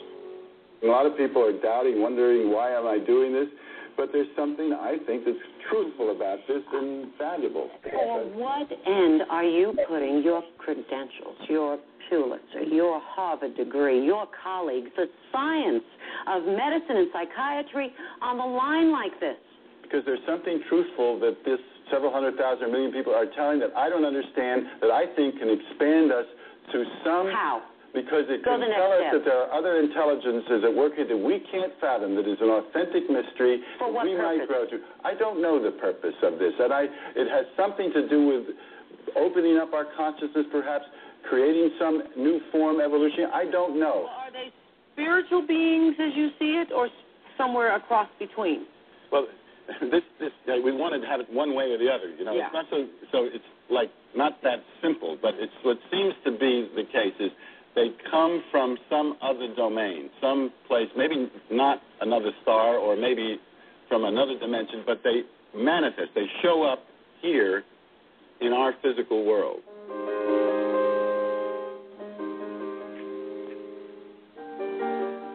Okay.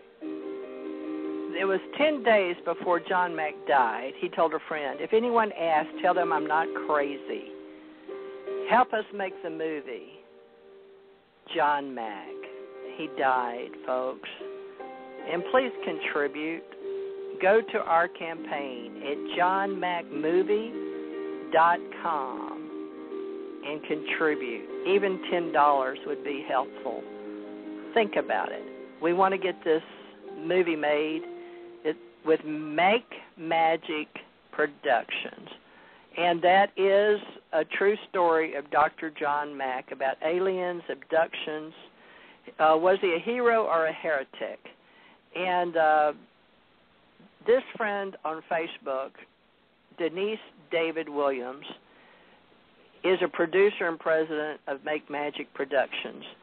And she's very passionate about taking John Mack's story to the screen.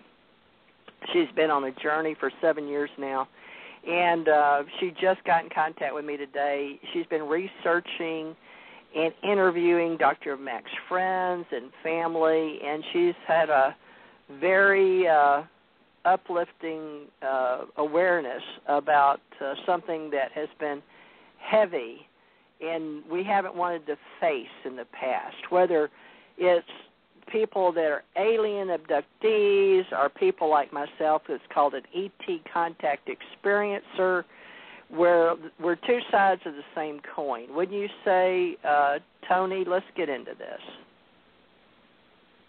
Yeah, there's definitely some agenda out there that involves the aliens.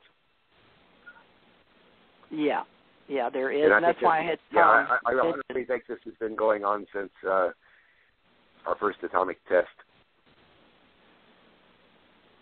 Yes, and Tom and I have had experience, folks, but, we know people are going to think we're, those that are not ready to hear our truth, that it's entertainment purposes only. So even if we write truth, they're probably going to think it's fiction.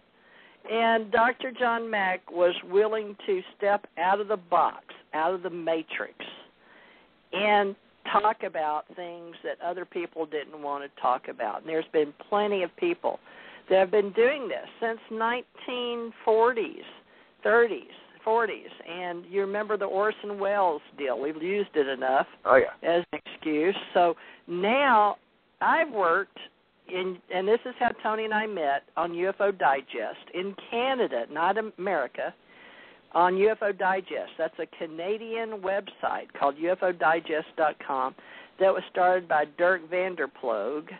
And I've talked to him on the phone and to the point where at the last, I guess, he wasn't sure about me any longer either, apparently.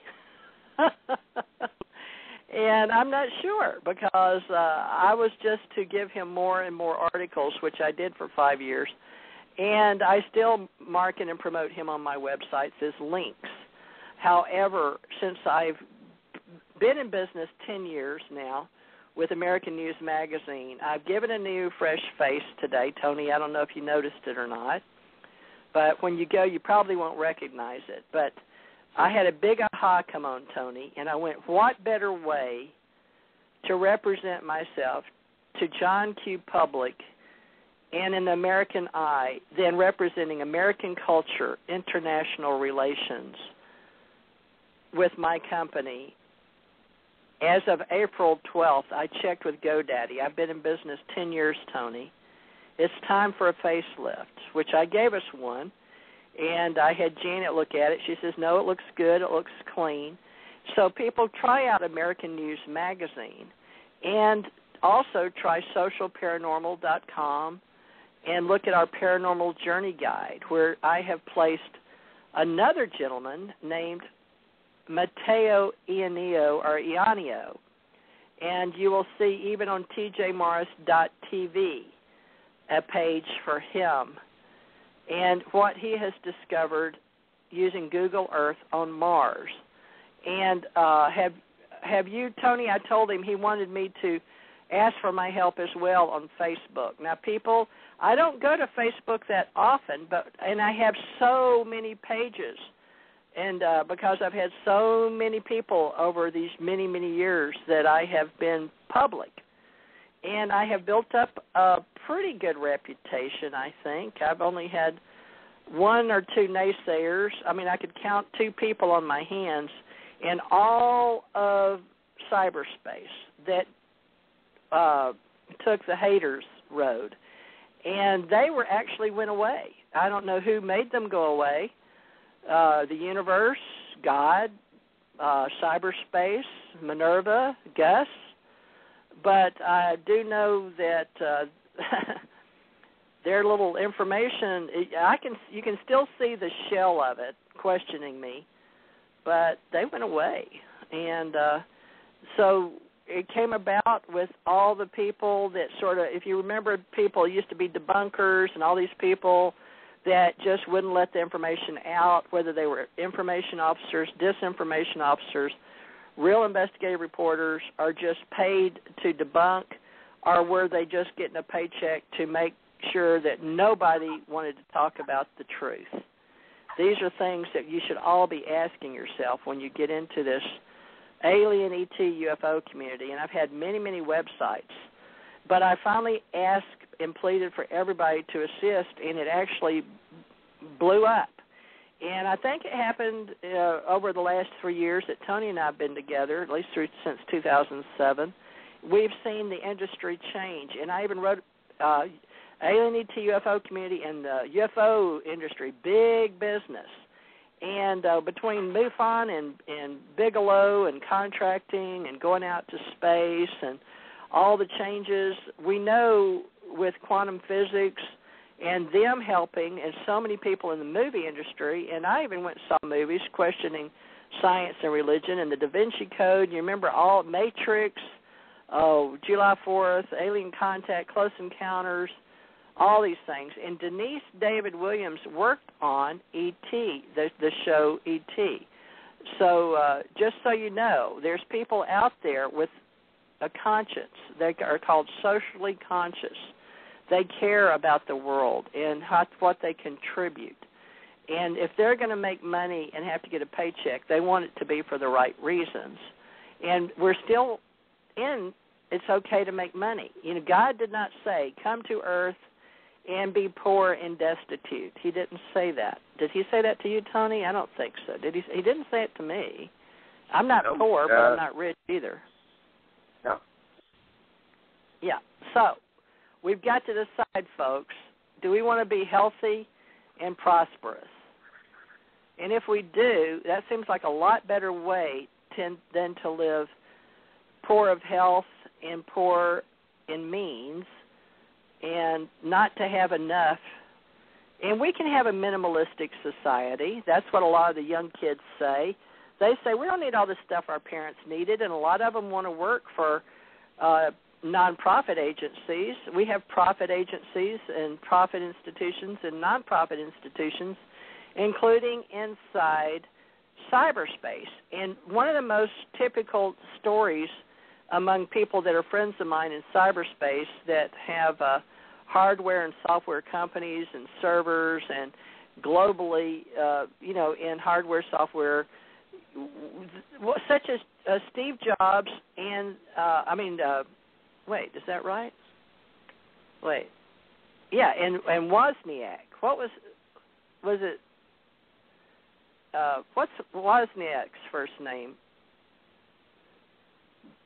Do you know, Tony? No, I'm just familiar with Steve.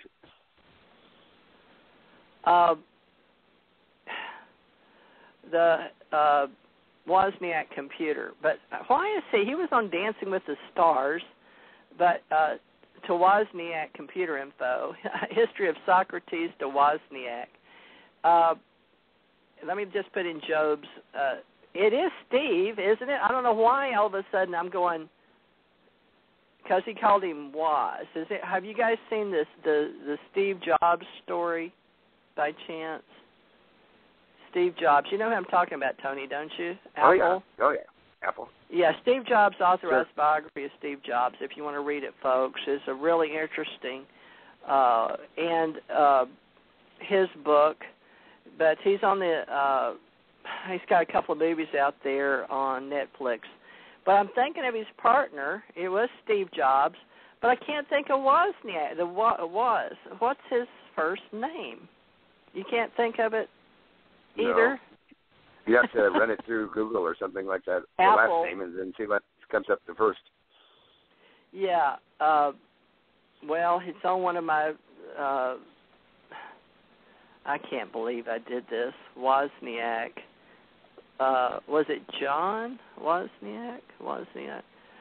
Folks, it was his partner. The point of the story was Steve Jobs was so driven, and of course now we know he was going to die of cancer.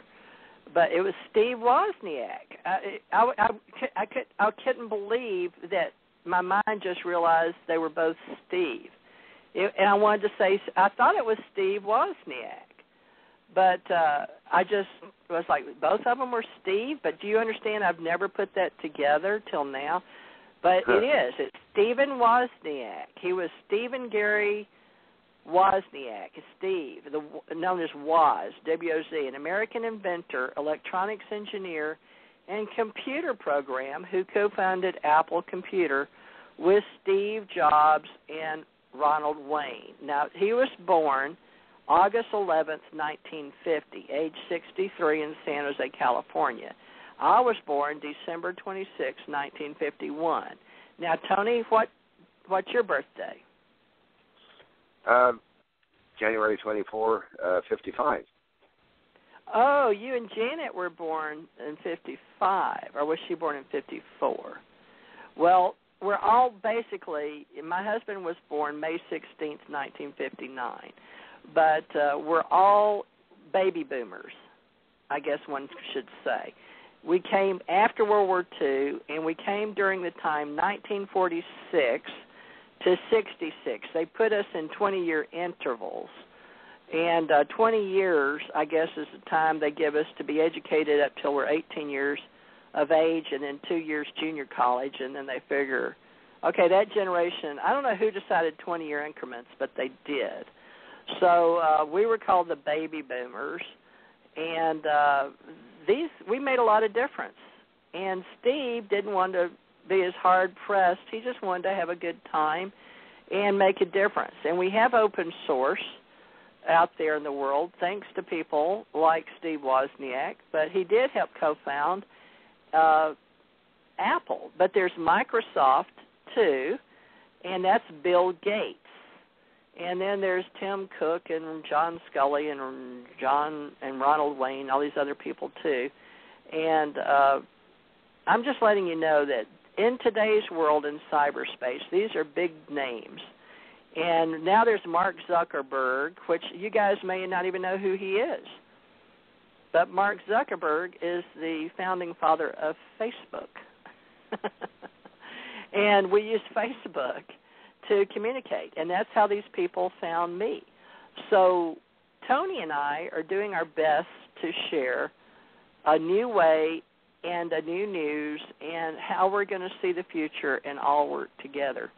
Now, Tony, you want to explain a little bit about anything that you can think of after sharing the John Mack story, because that's going to take a lot of money. They want to raise $1 million to make this movie happen, just a basic $1 million.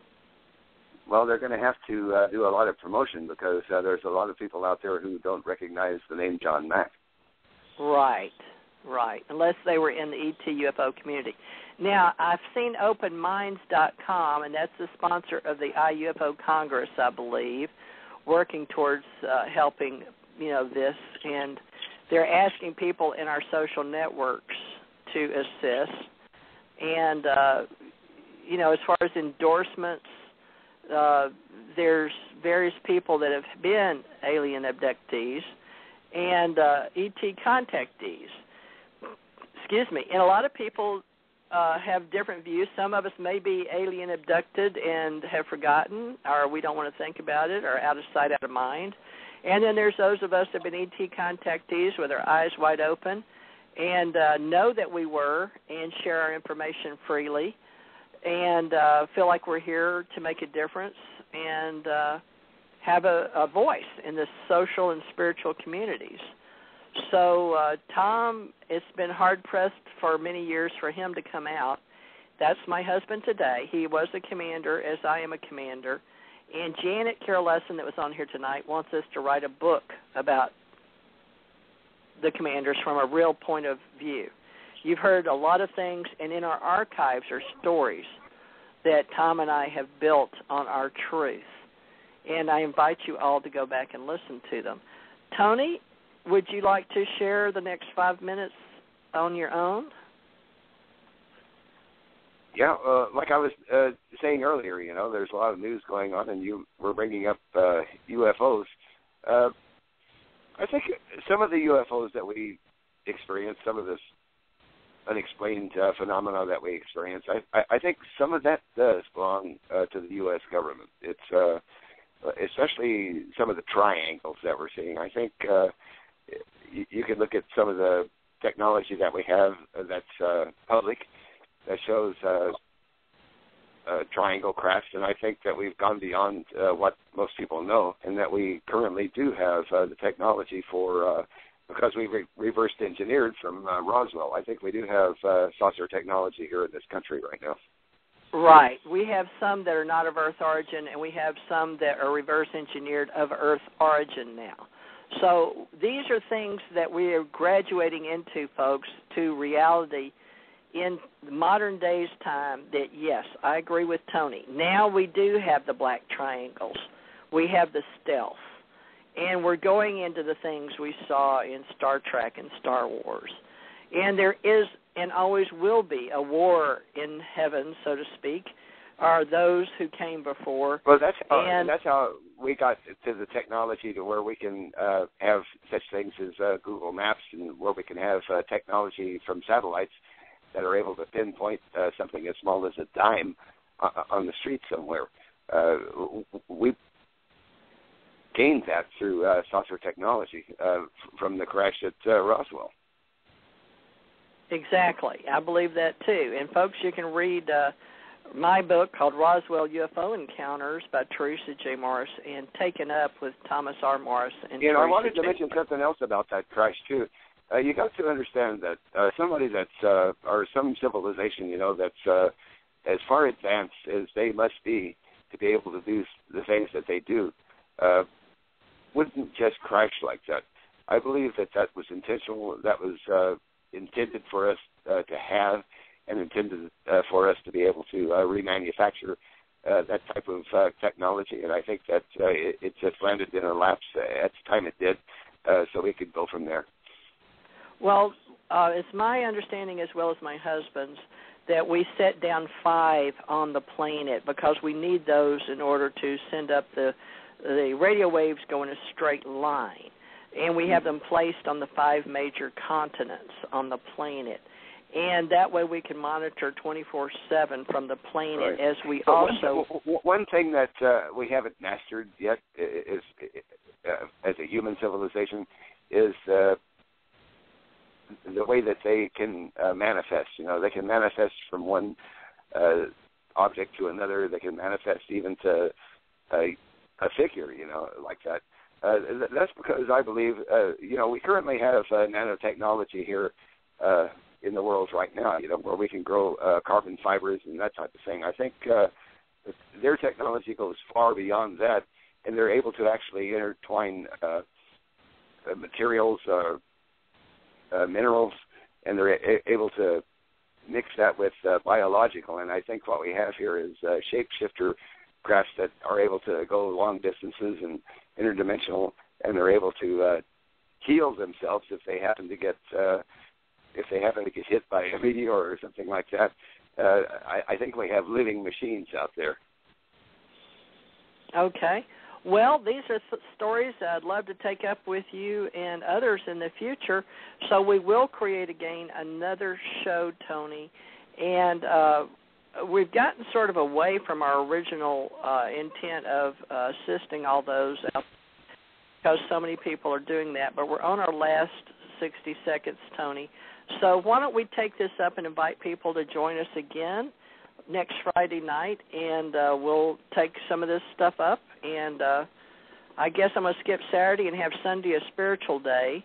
Well, I would like to get into this. I would like to get into this technology that they're using, because it's quite interesting and it's quite fantastic, if you think about it, where you can actually have inanimate objects, mixed with biological molecules to the point to where you're having a living being, which is part of a craft.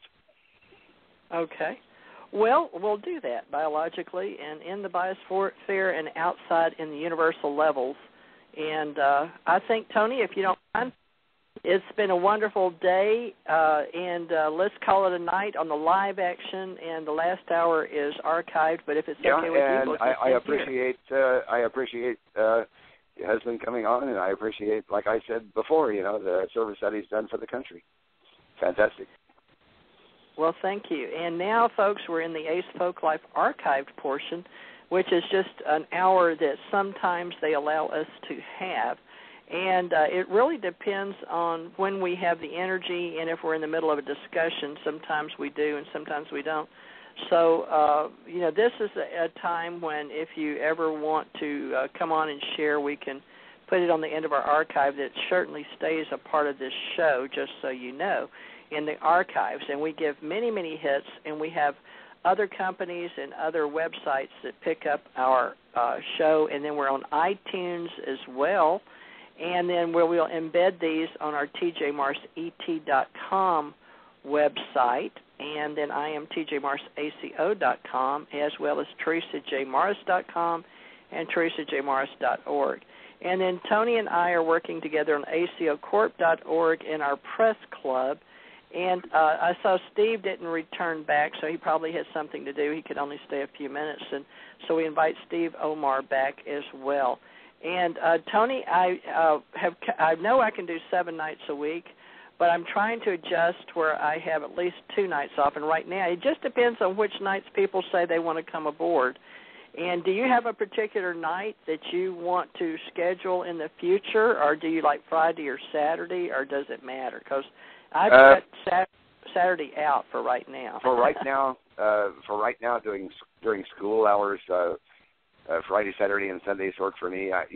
Either one of those days, and after about June the 6th, after about June the 6th, it'll be open season. I can do any night. I can do any night, whatever.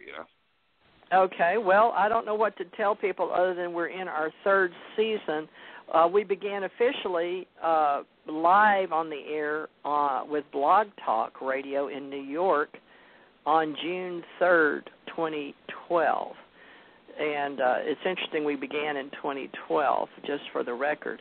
However, I am 10 years personally in business with AmericanNewsMagazine.com and other websites, and I am available to assist you with your websites at TJ Morris Media. That's MORRIS Media, MEDIA.com. And then Tony, Bonnie Lenore Elliott, Janet Carroll Lesson, Dr. Alex Sasha Lesson, Bill M. Tracer, we are all authors, and we are the directors. And we work together to bring you the best information we can create together for ACO LLC as independent contractors in the United States of America. Then we have acefolklife.org, if you'd like to go there. That's the overall. And I've got pictures. Some of them are blurry because I just had to take what I could off of my computer, even though I have some better ones, at least of my husband and I, that aren't blurry. I just have to have more time to post things without the blurry. But it used to not be that way, and then they started separating them by what you can down on pixels, and we're going to be doing more. Now, Tony, would you like to continue writing for American News Magazine and talk to Mateo on Social Paranormal Magazine as well? Because, well, sure. Yeah, because okay. I think you're going to get some quite interesting articles from that man. Okay. Well, I told him that maybe you could get back in contact with him. He's got his own email. We talk mostly. We talk practically every day. I mean, we touch bases all the time. Okay. Can you help him? Since we're not live on the air, but this will be in the archive. But his Gmail account is, he wants to be very public, folks, so I can give it to you. It's MateoEneo4@gmail.com if you'd like to write to him. But he's in Italy, so we do have some supporters in Italy. I can tell you sometimes with his with the language difference, because like I say, most of the articles that I write, I run through my wife, too, because she's an editor for everything. And so some of the articles that he writes and that I write up for him and change, she always says, another one. But she does a good job with them, and she edits them all the time. And when they come out, they're crystal clear. So she does a good job with with the translation and everything else and the meaning of what he's trying to say.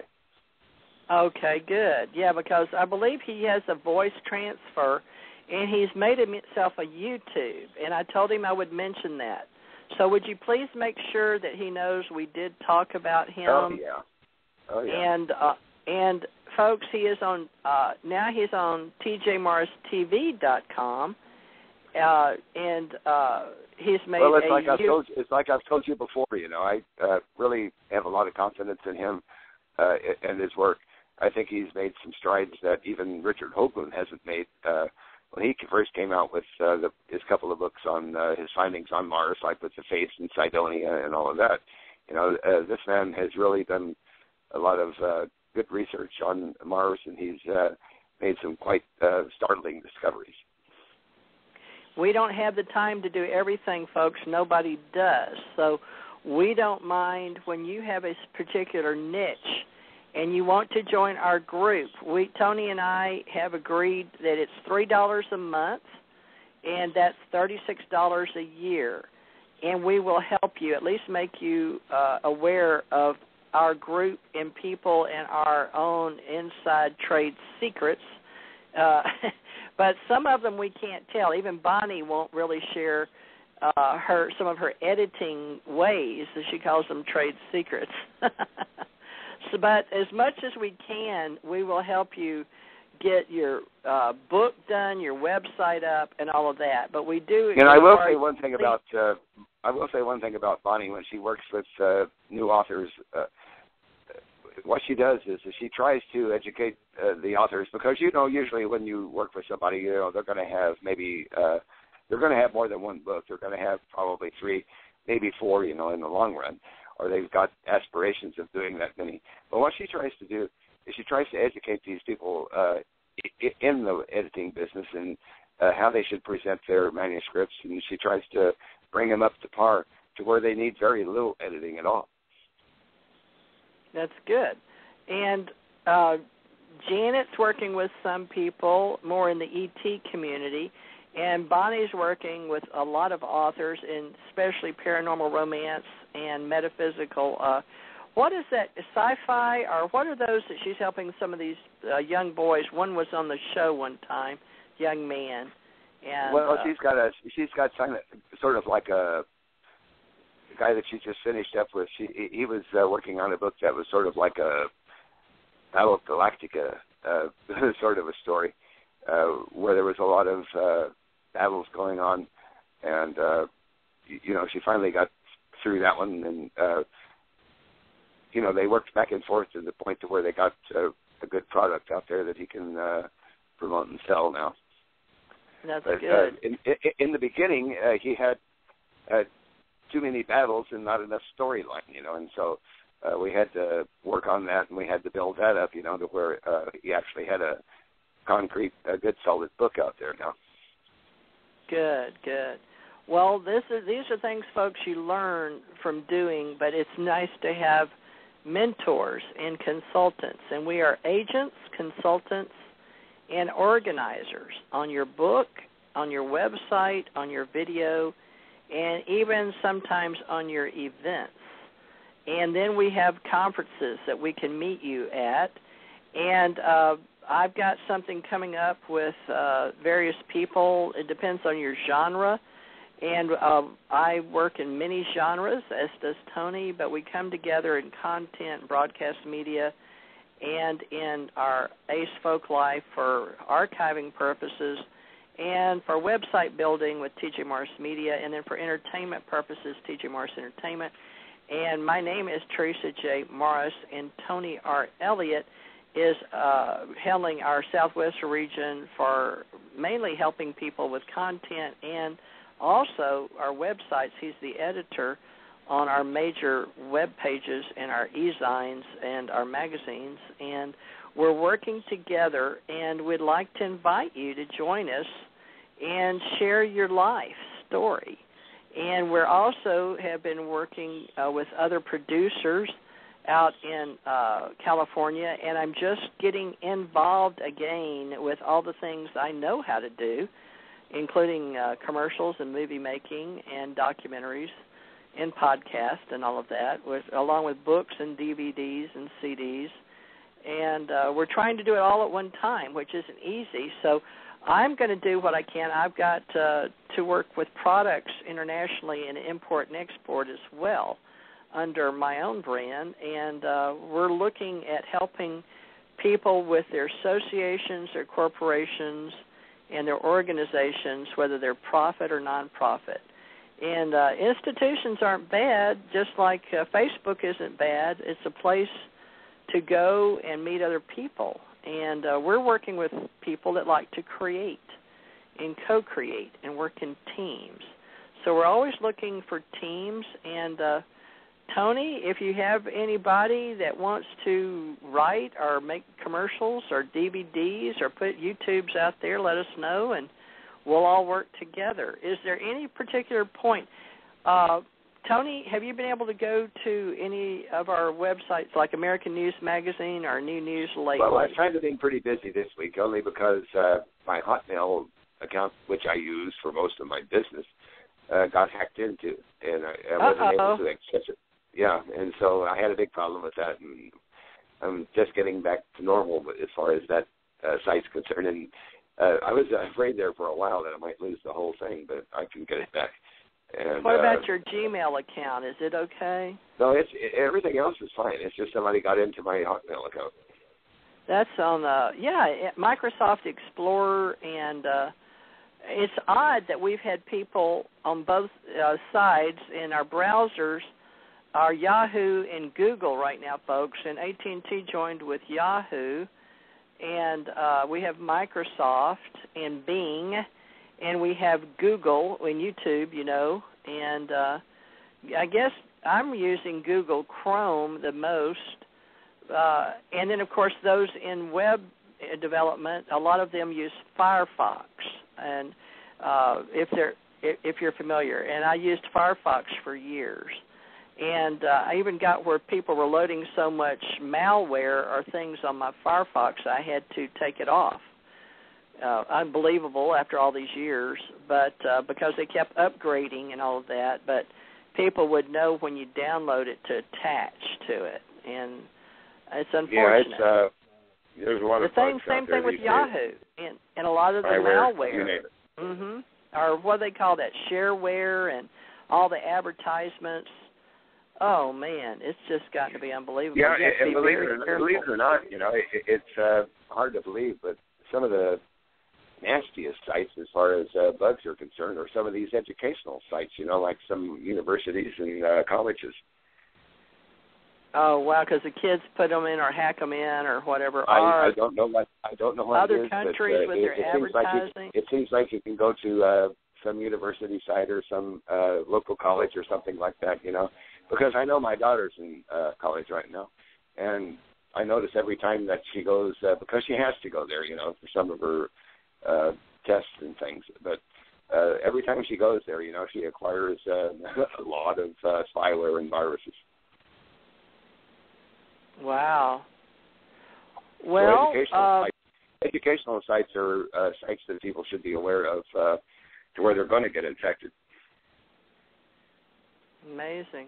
Well, there's so many ways to work in cyberspace, folks, and we're working on putting a package together that you can trust with people you can get to know, like Tony and I, in the first person.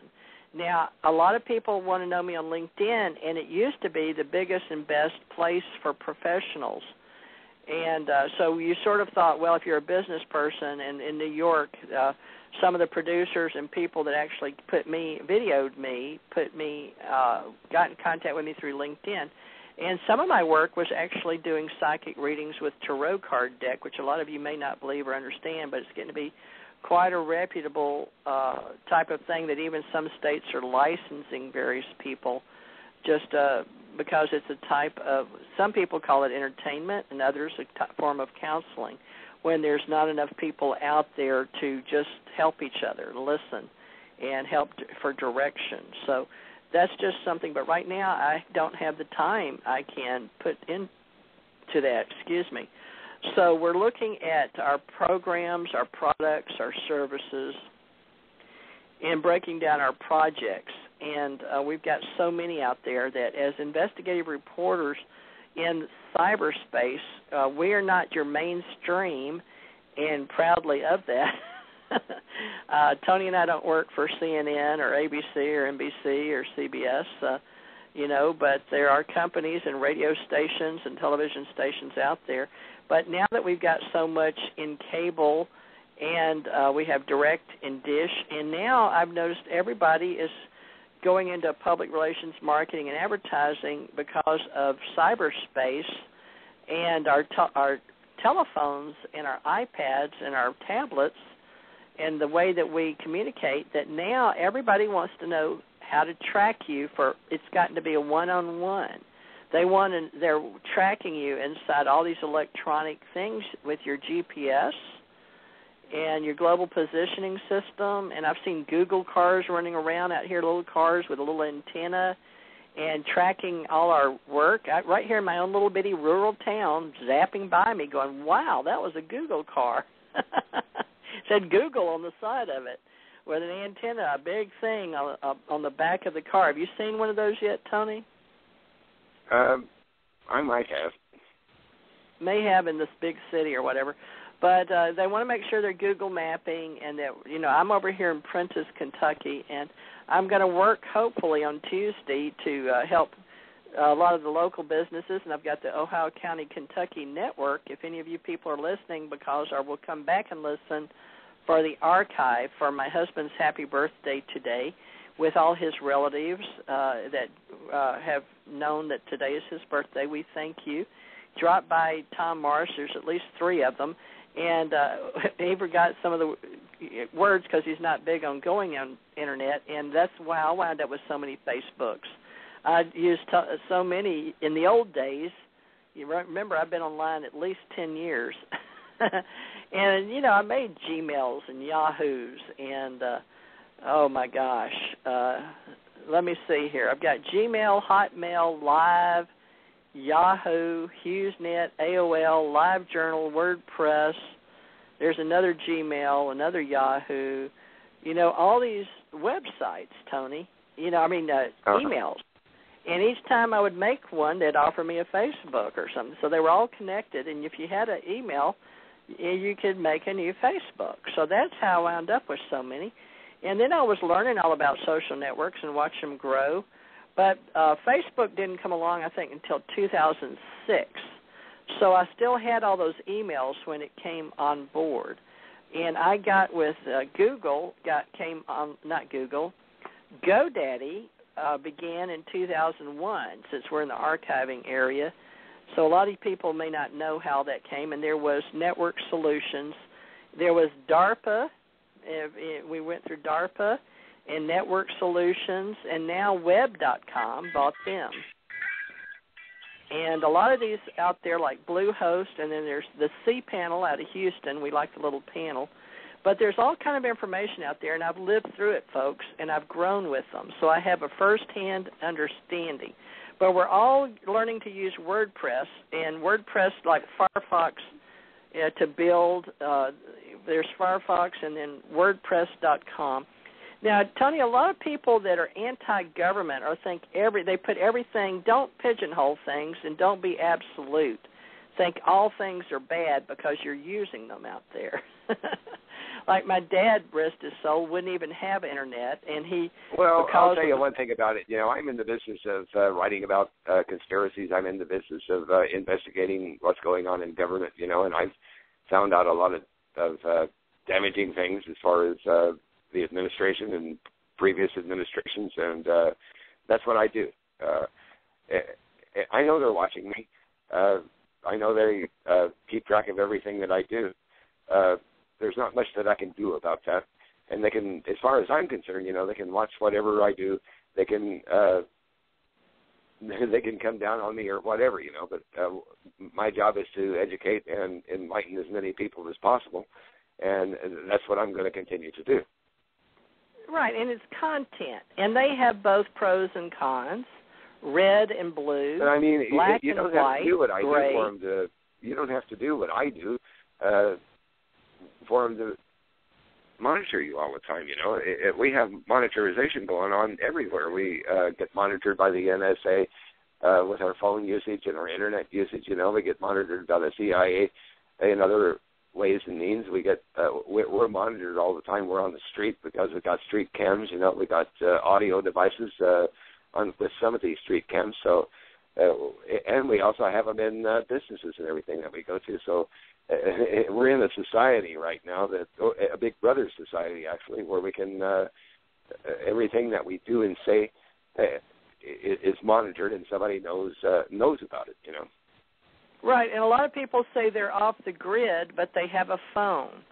They have a cell phone. So you're not off the grid if you work, if you use your Social Security, and if you have a cell phone. I try to explain that to my daughter and her paranoid husband, but he won't let her go on the Internet or Facebook.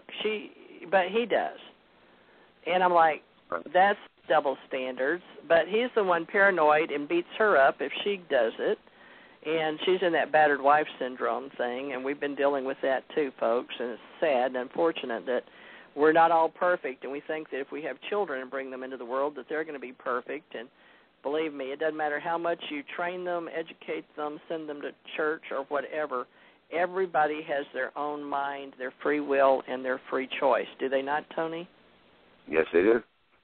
Well, it's like we do live in a country still where, I go to school all the time. I visit my grandson. I go have lunch with him all the time, and I know the teachers, I know the kids, and everything else. And of course, I'm observant with other things that are going on as far as young people are concerned. A lot of them out there, I'm sure they're going to get the idea that they can't do what they want to do. But the thing is, it's up to each individual to do. If they feel strongly enough about something that they want to do, they can achieve it. You can achieve anything that you want to do. You can even be as old as I am, you got an idea in your head that you want to do something, it's achievable. It is. It just depends on how adamant you are about it and how far you want to go with it, But everybody can do the things that they dream about doing, They can make them realities. That's a good point. So intention application or amplification, either one of those words works. Precognitive thinking, knowing, quantum Zeno effects. We can use our spirit and science together and create much more than just our neo-tribalism. Yeah, and the thing is, animal most people nature. Out there, most people out there, they're afraid of success. Are they afraid to go for success because of the fact that they think they might fail? Well, even if you do fail once or twice, that doesn't mean that you're not going to achieve your goal sooner or later. We learn by our failures and go on and create great things. We can be fair in this planet, and we can have signatures. And yes, maybe a lot of us in conspiracy theories are alien ET UFO. You may hear words we may not like draconic or reptilian, our signature archon, our demons, our alien technology, good or bad, serpentine. There's all these words, folks, but there's also Gospel of Philip and Gospel of Thomas, or the Nag Hammadi texts and the codexes. And, there's all types of humans and interdisciplinarians and enlightened warriors, and there's games and alien games and mystery cells of assistance and mystery cells of resistance. And the spiritual energy that we are all sharing, we have magnetism and asymmetry, and there is some magic out there, and there's mysteries. And some things are for preservation and archiving and learning, and there's disciplines. So we never know from one day to the next whether we're being bombarded by positive or negative, but it is a world of balance. And in this universe, if you can find those that you align with or vibrate with or resonate with, in the energy, whether it's particles or waves or both, You know, you don't have to be a rocket scientist, as we used to say, and I think we still do, or a quantum physicist, or a space explorer to get along with those that work in the media industry.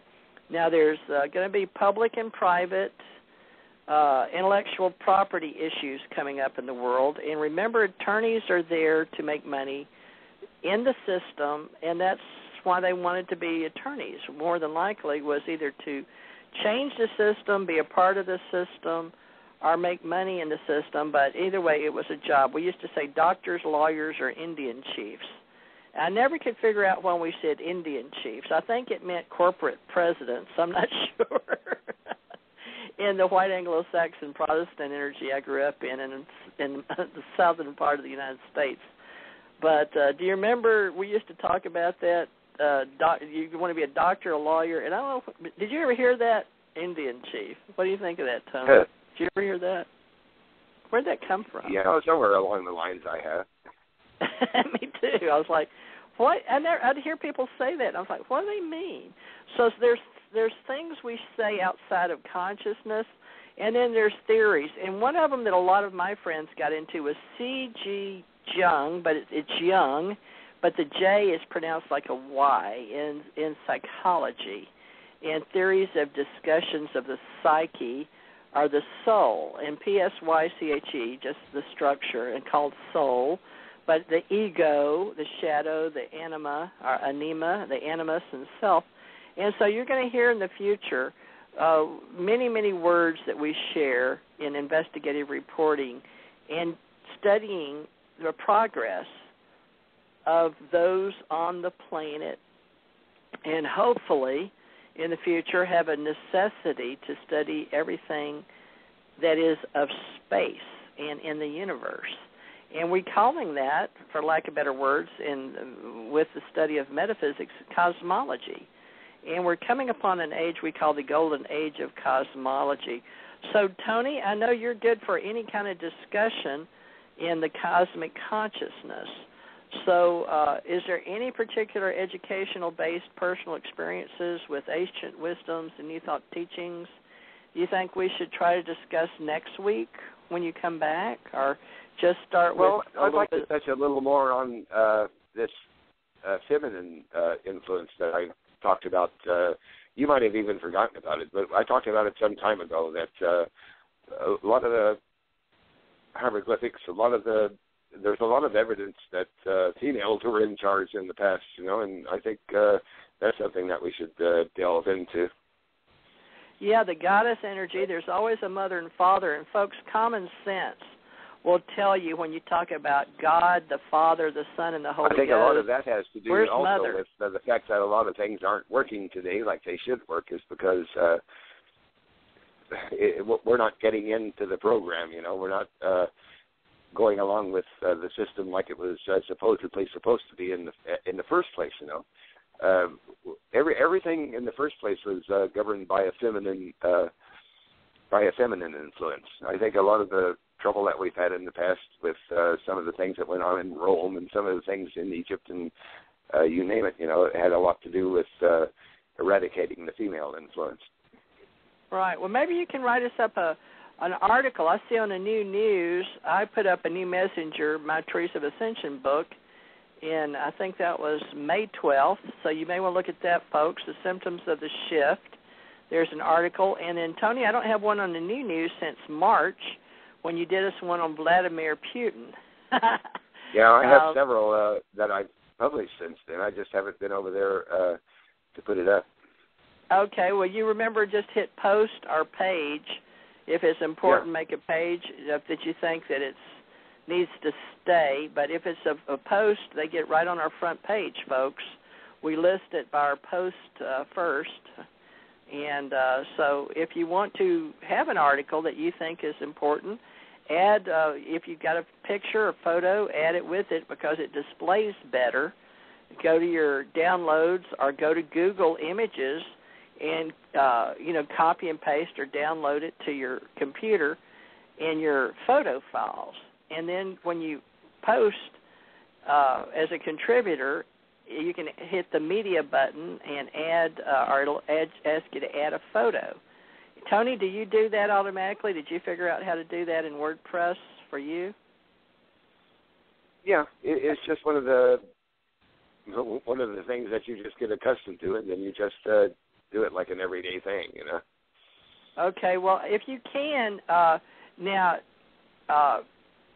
Mateo keeps wanting me to add everything, so would you please, if you can, see if you can coach him through. He is a I'll help him out with it. I can tell you one thing right now. He's going to be contacting you with questions. He's going to be contacting you with wanting more information and wanting to learn a lot of things about your organization and the magazine itself, because he's an inquisitive person. You know, that's just the way he is. That's his nature. Yeah, he loves to put out his word, and he feels like he's called by his higher power or source or the gods, if you will, the God and Godmother, or the universal order or the galactic supreme council or whomever you want to, talk about, folks. But he does feel like he has a direct line. And Tony, I've noticed there's a lot of people. I call him Neo of Mars. I give people their superhero names in our group. If they don't give me one, I'll assign them one. And mine's Tara of Sothis, and I got that from a higher conscious channeling when I was in Hawaii. And it led me on a beautiful journey. So we're all messengers, whether you want to be at the angel or guide or superhero or your own psyche, or just your own leader or counselor or mentor, or a God source. But a lot of people, Tony, are getting their higher connections, and I'm calling them after the Matrix. I'm saying everybody wants to be a Neo or a Jesus or a Messianic complex or a messenger, or Buddha or whomever. It's that time. What is it? I said it's the mindset. The mindset, yeah. And so they want to be messengers. So I'm telling them, well, get on cyberspace. Share your articles with us. Let us see who you are. And I prefer you to be your Christian name or your given name.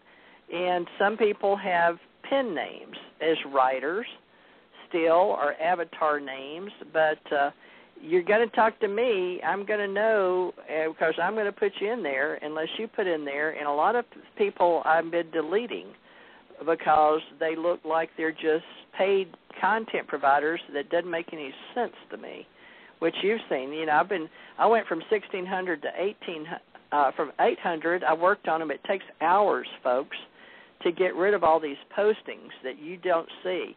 But just to keep up websites, it's amazing how much work is involved, isn't it, Tony, going through all those numbers? Yeah, it is. Like I was telling you before, most of the editing job over at American News Magazine is involved with people in the comments section that are actually doing business instead of commenting on the article. Right. And I'm like, what is that about? And I talked to a friend of mine that he pays people to do that. And I'm like, why? But they're content provider, but they're people that are sitting home in their own businesses to try to work up and get whatever their websites are onto yours, or their products onto yours. Free advertising, right? And right. I've been very proud to say I've been able to keep advertising off of my websites for 10 years, folks. So now, because we're getting into an era where we want to help authors, at least I'm going with Amazon and letting people put their books. So we're going to do books for a while and put up our book. I've got a book publishing with Lulu.com, Spotlight, called TJ Morris Publishing. So I've got friends that I've done their books or helped them with their books and done it over at Lulu. And now we're doing Create Space and Kindle books with myself and Bonnie Lenore, Elliot, and Tony, and Janet, and her husband. So we're doing those. And a lot of people are into self-publishing because we find out when we pay these vanity press or these other companies that say they're real book publishing companies, but if they charge you a silver package or a gold package or whatever they call them, various prices online, we found out after many of my friends paying them that you still wind up doing your own manuscript, your own editing, your own formatting, and putting the book up. And if you're going to do that, that's an electronic book. And you even have to pay them, if you're going to pay their graphic designers to do your books, you might as well just use a template and go straight direct publish it yourself on CreateSpace. Why pay somebody $1,000 to $2,000 and there's nothing extra because they're going to post them the same place? You know what I'm saying, Tony? They say they have other avenues, but all these publishers, all these authors I've talked to for 10 years, it doesn't matter where they went, they got the book up, yes, but they couldn't sell them. So you got any information on how best to do that? Well, the thing of it is, you can have your book up all you want, but if nobody knows that it's there, you're not going to sell anything. That's the promotion. That's the problem for most authors today. Even if you get published by a conventional publisher, like any book publisher out there, the bulk of the promotion is going to be on your shoulders, on the author's shoulders. It's not going to be by the book publisher himself. So everybody has to realize is that when they put a book out, no matter who publishes the book or how they've got it out there, you just can't put it out there and expect it to sell unless people know that it's there. Right. And when I was doing my part, and even my husband, if it was up to him, I'd spend every waking hour, because he's such a wonderful author and he has so many stories, and he just plunked them out. He just wrote them for years and years, and that was his passion, to get his stories out, and I encouraged him for many years, driving a truck with him, so I created that monster. Then I couldn't get to all of them, and his spelling wasn't that great, but I know a lot of doctors that can't spell either because I work for them and I also work for attorneys. And some of them are atrocious spellers. So it really, whether you're educated or not, some people just, they got through, I guess, to get their careers and didn't care about spelling. And now that we've got the Internet, it's better to be a good speller, but we miss them, even as editors. If you look at something over and over again, you miss it. And I've been guilty of missing a lot. So I type fast, and I'll think I'm hitting a button, and I won't, and then I go back and went, oh, my God. I know how to spell, so it's, when I wrote by hand, I spelled a lot better than when I put it in a typewriter. And then you have to go back and check all that, and that takes a lot of time. And all the people I've had approach me about wanting to do my book, because they call me every day and send me emails because they know I'm an author, they are all trying to sell me. By the end, and I get through all the sales stuff, it's still a company that wants me to pay them to do my book. Well, each computer that you have, I don't, the recent computers I'm talking about, like maybe over the last 10 years, all have a spell checker, so there shouldn't be any problems as far as spelling is concerned, because if you have that on, what it'll do is immediately correct you by redlining each word that's spelled wrong. Yeah, and then sometimes people, though, even though they spell check them, I'm a good speller, and I can realize they'll catch my errors if I know how to spell it. But my husband, a lot of times, doesn't know the difference between T-H-E-I-R and T-H-E-R-E, right? Well, yeah, in that case, if you're using those two words, the spell checker won't get it because you're spelling it right. You're just not putting the right word in the sentence. Right. And so that's a lot of syntax and words. You have to know how to use them. And so there's a lot of things about writing a book, but don't let it scare you. We're very much on you being the author of your own life story. That was my mother's message to me before she died. That's what she got, was we are all the author of our own life story. So that was what she left. And she left me her book, and she wrote those little things she could remember, and she got really upset because it helped keep her alive between my daughter Lauren Michelle Parrish and James McVeigh, we call him Jimbo, my sister Brenda Thomas's son, Jim McVeigh. And they helped Grandma tell us tell us the story.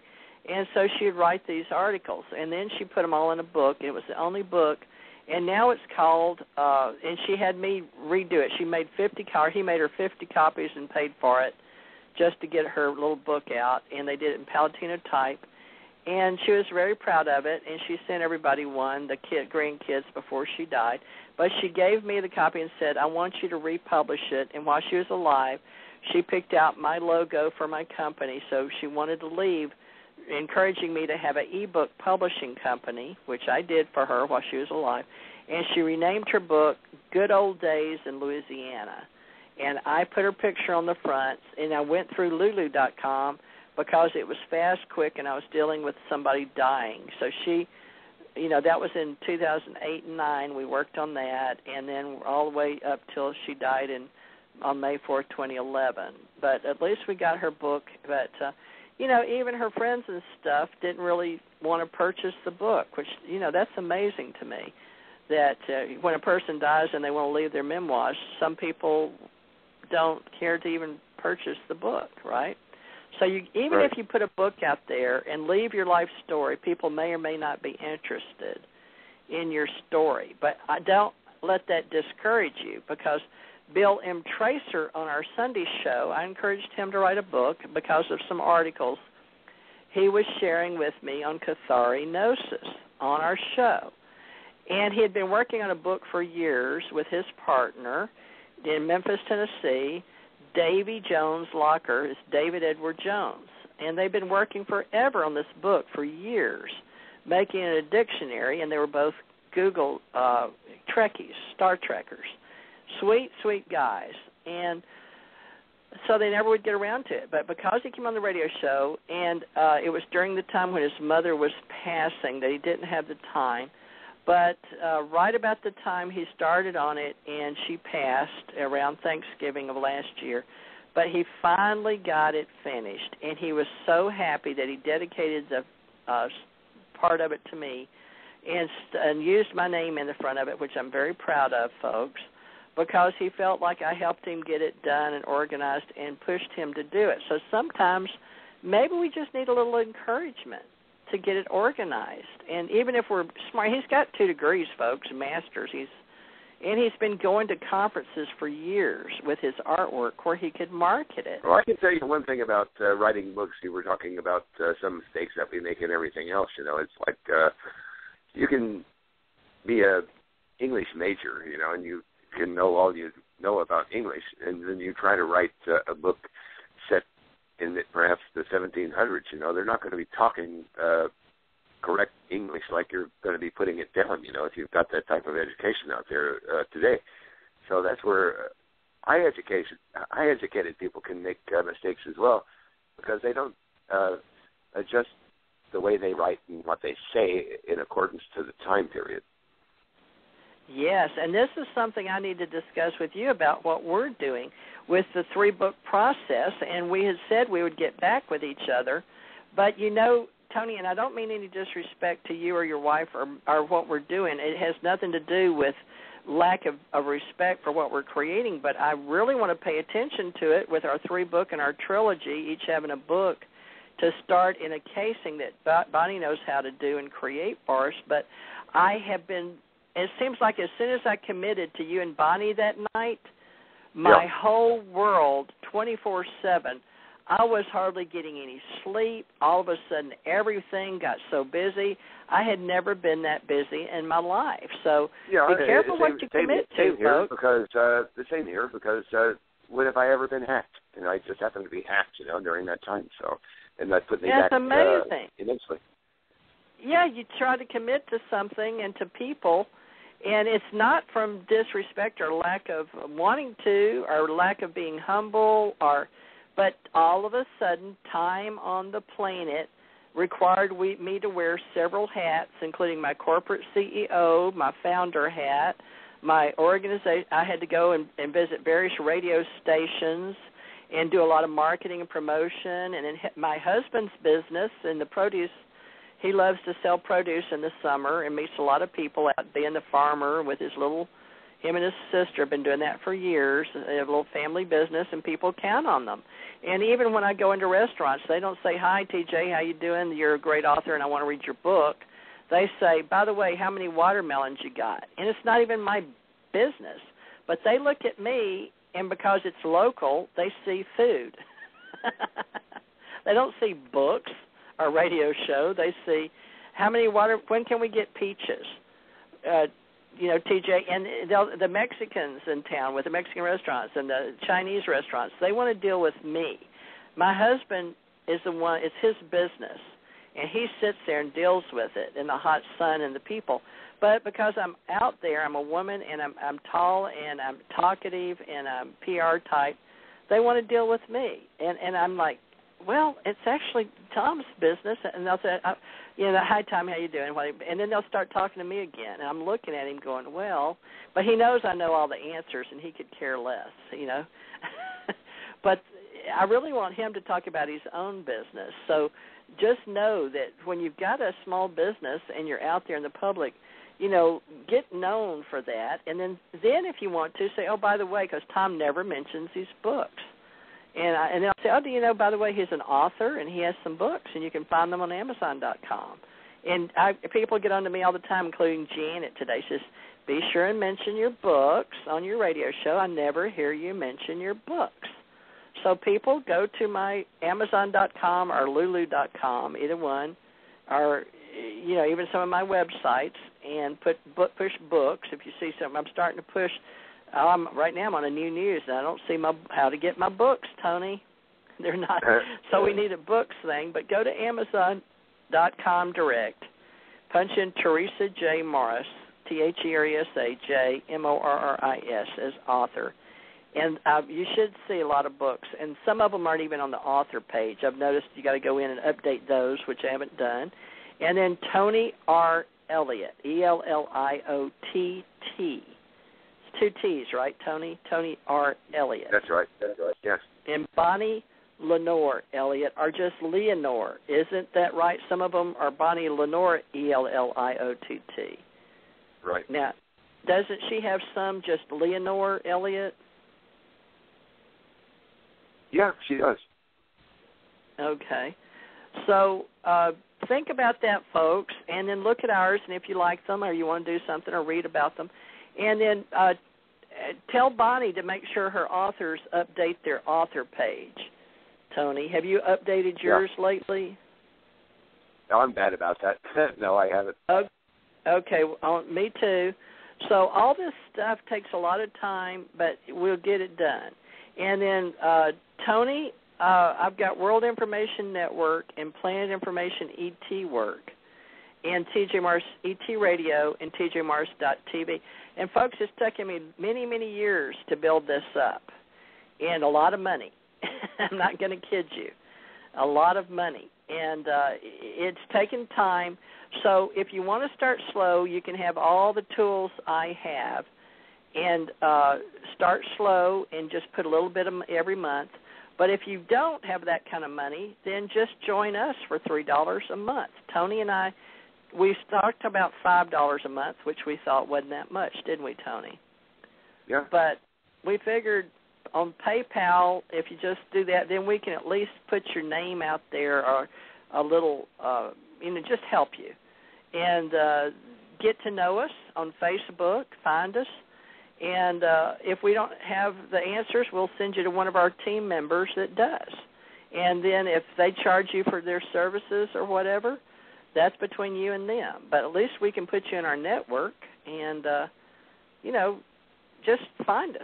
And we want some new authors, some new articles. Now, Tony, I'm right now promoting American News Magazine, Social Paranormal Magazine, and a new news, which is a journal. We're rewriting history, folks. So, Tony, like I said, if you people want to join, let Tony or me know. And, Tony, I hope you'll encourage people and tell Bonnie. Well, it is, in that magazine, a new news, American News, they are read by lots of people. You can tell by the comment section that I have to edit most of the time. that a lot of people do read these magazines. Yes, we have thousands in 10 years experience, Tony. So it should be more. But it's because I have to do so much back work on the other end, and I never really got into all the things that you get into to just concentrate on one. It's getting it out there. It's the same as like we were discussing earlier about books. You can have a book out there, or numerous books out there, but if nobody knows it's there, nobody's going to read it. Nobody's going to buy it. And people find you, and believe it or not, you can look up Tony R. Elliott, and anytime he's posted an article, it adds another place in Google and Yahoo and Bing on his article on one of my websites. Because what happens is, and this is the case with a lot of places that people write, a lot of publications that people write for, and of course it's not the case with some places where people write. But for the most part, if you write an article and it catches on, then you might end up having 3 or 4 pages, on Google or Yahoo of that article of yours because other publications pick it up and they run it. Right. And we're offering you 3 places. American News Magazine, A New News, ANEW-NEWS. That's our peer journal for rewriting history. We use that for our ACO LLC group and our ACE Folk Life, A New News Guide. And we're setting up some new ways. I sent those to you today, and I published it, our writer guidelines. And then on socialparanormal.com, we also have on the sides Fate Mag, UFO Digest, Intrepid Mag, UFO Mag, UFO HQS, and then there's people that pick up tonight's radio show, and they put our RSS feed, and I see our show catching on now, Tony, and this is our 3rd season. People are starting to put our show up on their websites. Isn't that grand? Yeah, that's fantastic. Yeah, and so one of them is Zen Benefil. I'd like to thank Zen. He's in Phoenix, Arizona, and I've seen our radio show. He promotes it every night we have a show. He picks it up in his RSS feed, and his is UFO Express. I don't know if you're familiar with that with Tony, but I need to add it back. No, I don't see it. I'm not. Yeah, he picks up our show. So, Tony, you're on that. It's a beautiful website. And he just picks up RSS feeds. He's one of our members, folks, in our ACE Folk Life, and he's an ACE Nonprofit Inc. officer, director. So he does free marketing for us. How about that? Just like we do for Open Minds TV Mag and Fate Magazine and UFO Digest on our socialparanormal.com. So they don't carry ours, but we carry theirs for them because I wrote for UFO Mag and so did Tony. And right now on UFO Digest on my socialparanormal.com, helicopter chases unknown object over Vancouver Fruit Valley, disappearance of Malaysian flight MH370, UFO involvement, Part 1, giant cigar-shaped UFO close to International Space Station, Deputy Prime Minister Dmitry Rogozin tightens the screws on the U.S. and the UFO Digest newsletter May 15th. Then on the UFO Mag, it's got announcements, changes afoot, finally, another day or two, and almost perfect. And on Fate Magazine, it has Contact in the Desert, Afterlife Communication Conference. And then on Intrepid Magazine, The Madness of the Divine, Intrepid Magazine, March-April 2014 issues out. And medium Chris Conway joins the Exodus Reality Adventure. And then Paradigm Symposium 2013 is nearly upon us. Oh, that's an old one. I wonder why they've got that on there. But I guess because I've got 1, 2, 3. I must have a 5 number. Now, Tony, as editor, I think you can punch how many you think is we should put on each one. Some have 3, some have 5, some is 10. But these are things we can go back and change, if you know what I mean, not have to put so many of them. But we put your links up there, your RSS feeds, folks. And I've got to go back and add UFO Express. Let me see if I can find it, Tony. But pay a little attention, folks, to that socialparanormal.com and UFO what would I say? Planet information ET work, Tony, we may want to get into. It just depends on how much time we have in the middle of our lives and writing books and doing radio shows.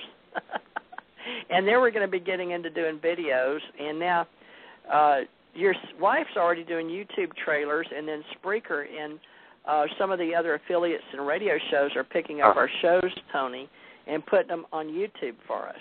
Isn't that nice? We don't even have to do it. They're putting them under Freedom Talk in the UK, the United Kingdom. So there's all kind of ways we can reciprocate and help those that are helping us. Now, on socialparanormal.com, folks, if you go up there in the top, it's a lime green above the title Paranormal Journey Guide, and you will see membership dues. And it's got 1-year membership, $36. Now, you can make donations of $5 to however many and add it to your cart. So we'd appreciate it if you enjoyed tonight's show to go to one of ours, and I'm just mentioning Social Paranormal because I'm looking at it, and hit the membership dues, $36. And we do have a member in Italy, and he joined, Tony, our ACO Culture Club and in Italy. And I think there's a calling for us, Tony, with Ian, if we could get them all together. But ACO is still only $36 annual membership. Get your spiritual support of our community online practicing skills in art, culture, education, and folk life. And call in on TJ Morris ET Radio and my phone number.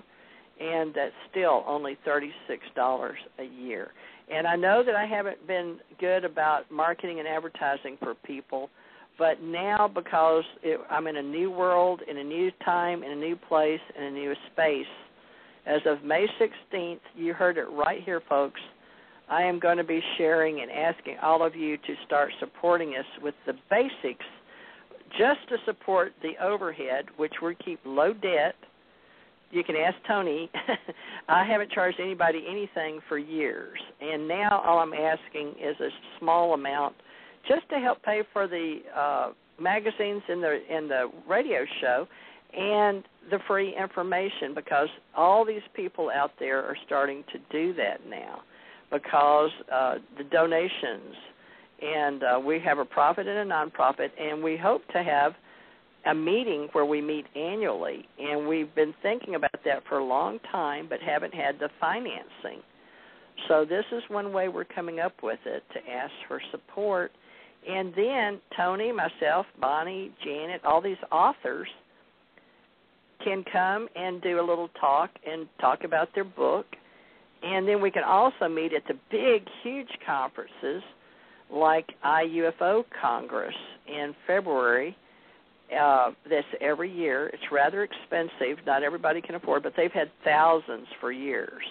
They bought the one that was at Laughlin, Nevada, and moved it over. Now, I understand it's still going to be one more time, IUFOcongress.com, on Open Minds magazine as their sponsor and their group, Open Minds, at the Wasaja, W-A-S-A-J-A, in 2014, and I believe it's their last year. Now, Tony, I have been talking, not as often, Thursdays was with Andrew Trevino, but he prefers to be called Andrew Aloha on Spiritual Image Productions. And I'm supposed to do a teleconference with him, or telesummit, on the 24th. That's this Saturday coming up, not the 17th of May, but the next Saturday, on ET Reality 101, I believe, and I'm supposed to do a PowerPoint presentation for him. So that's something for you folks you can think about. I don't know how we're supposed to do that, or if we're going to sell tickets or whatever.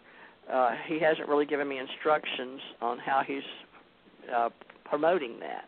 But then I understood it was going to be choices for people to join us in October at the Wasaja Center again at the same place. It's the Radisson Hotel out in Tony. Have you talked to Bonnie any more about maybe coming over in October?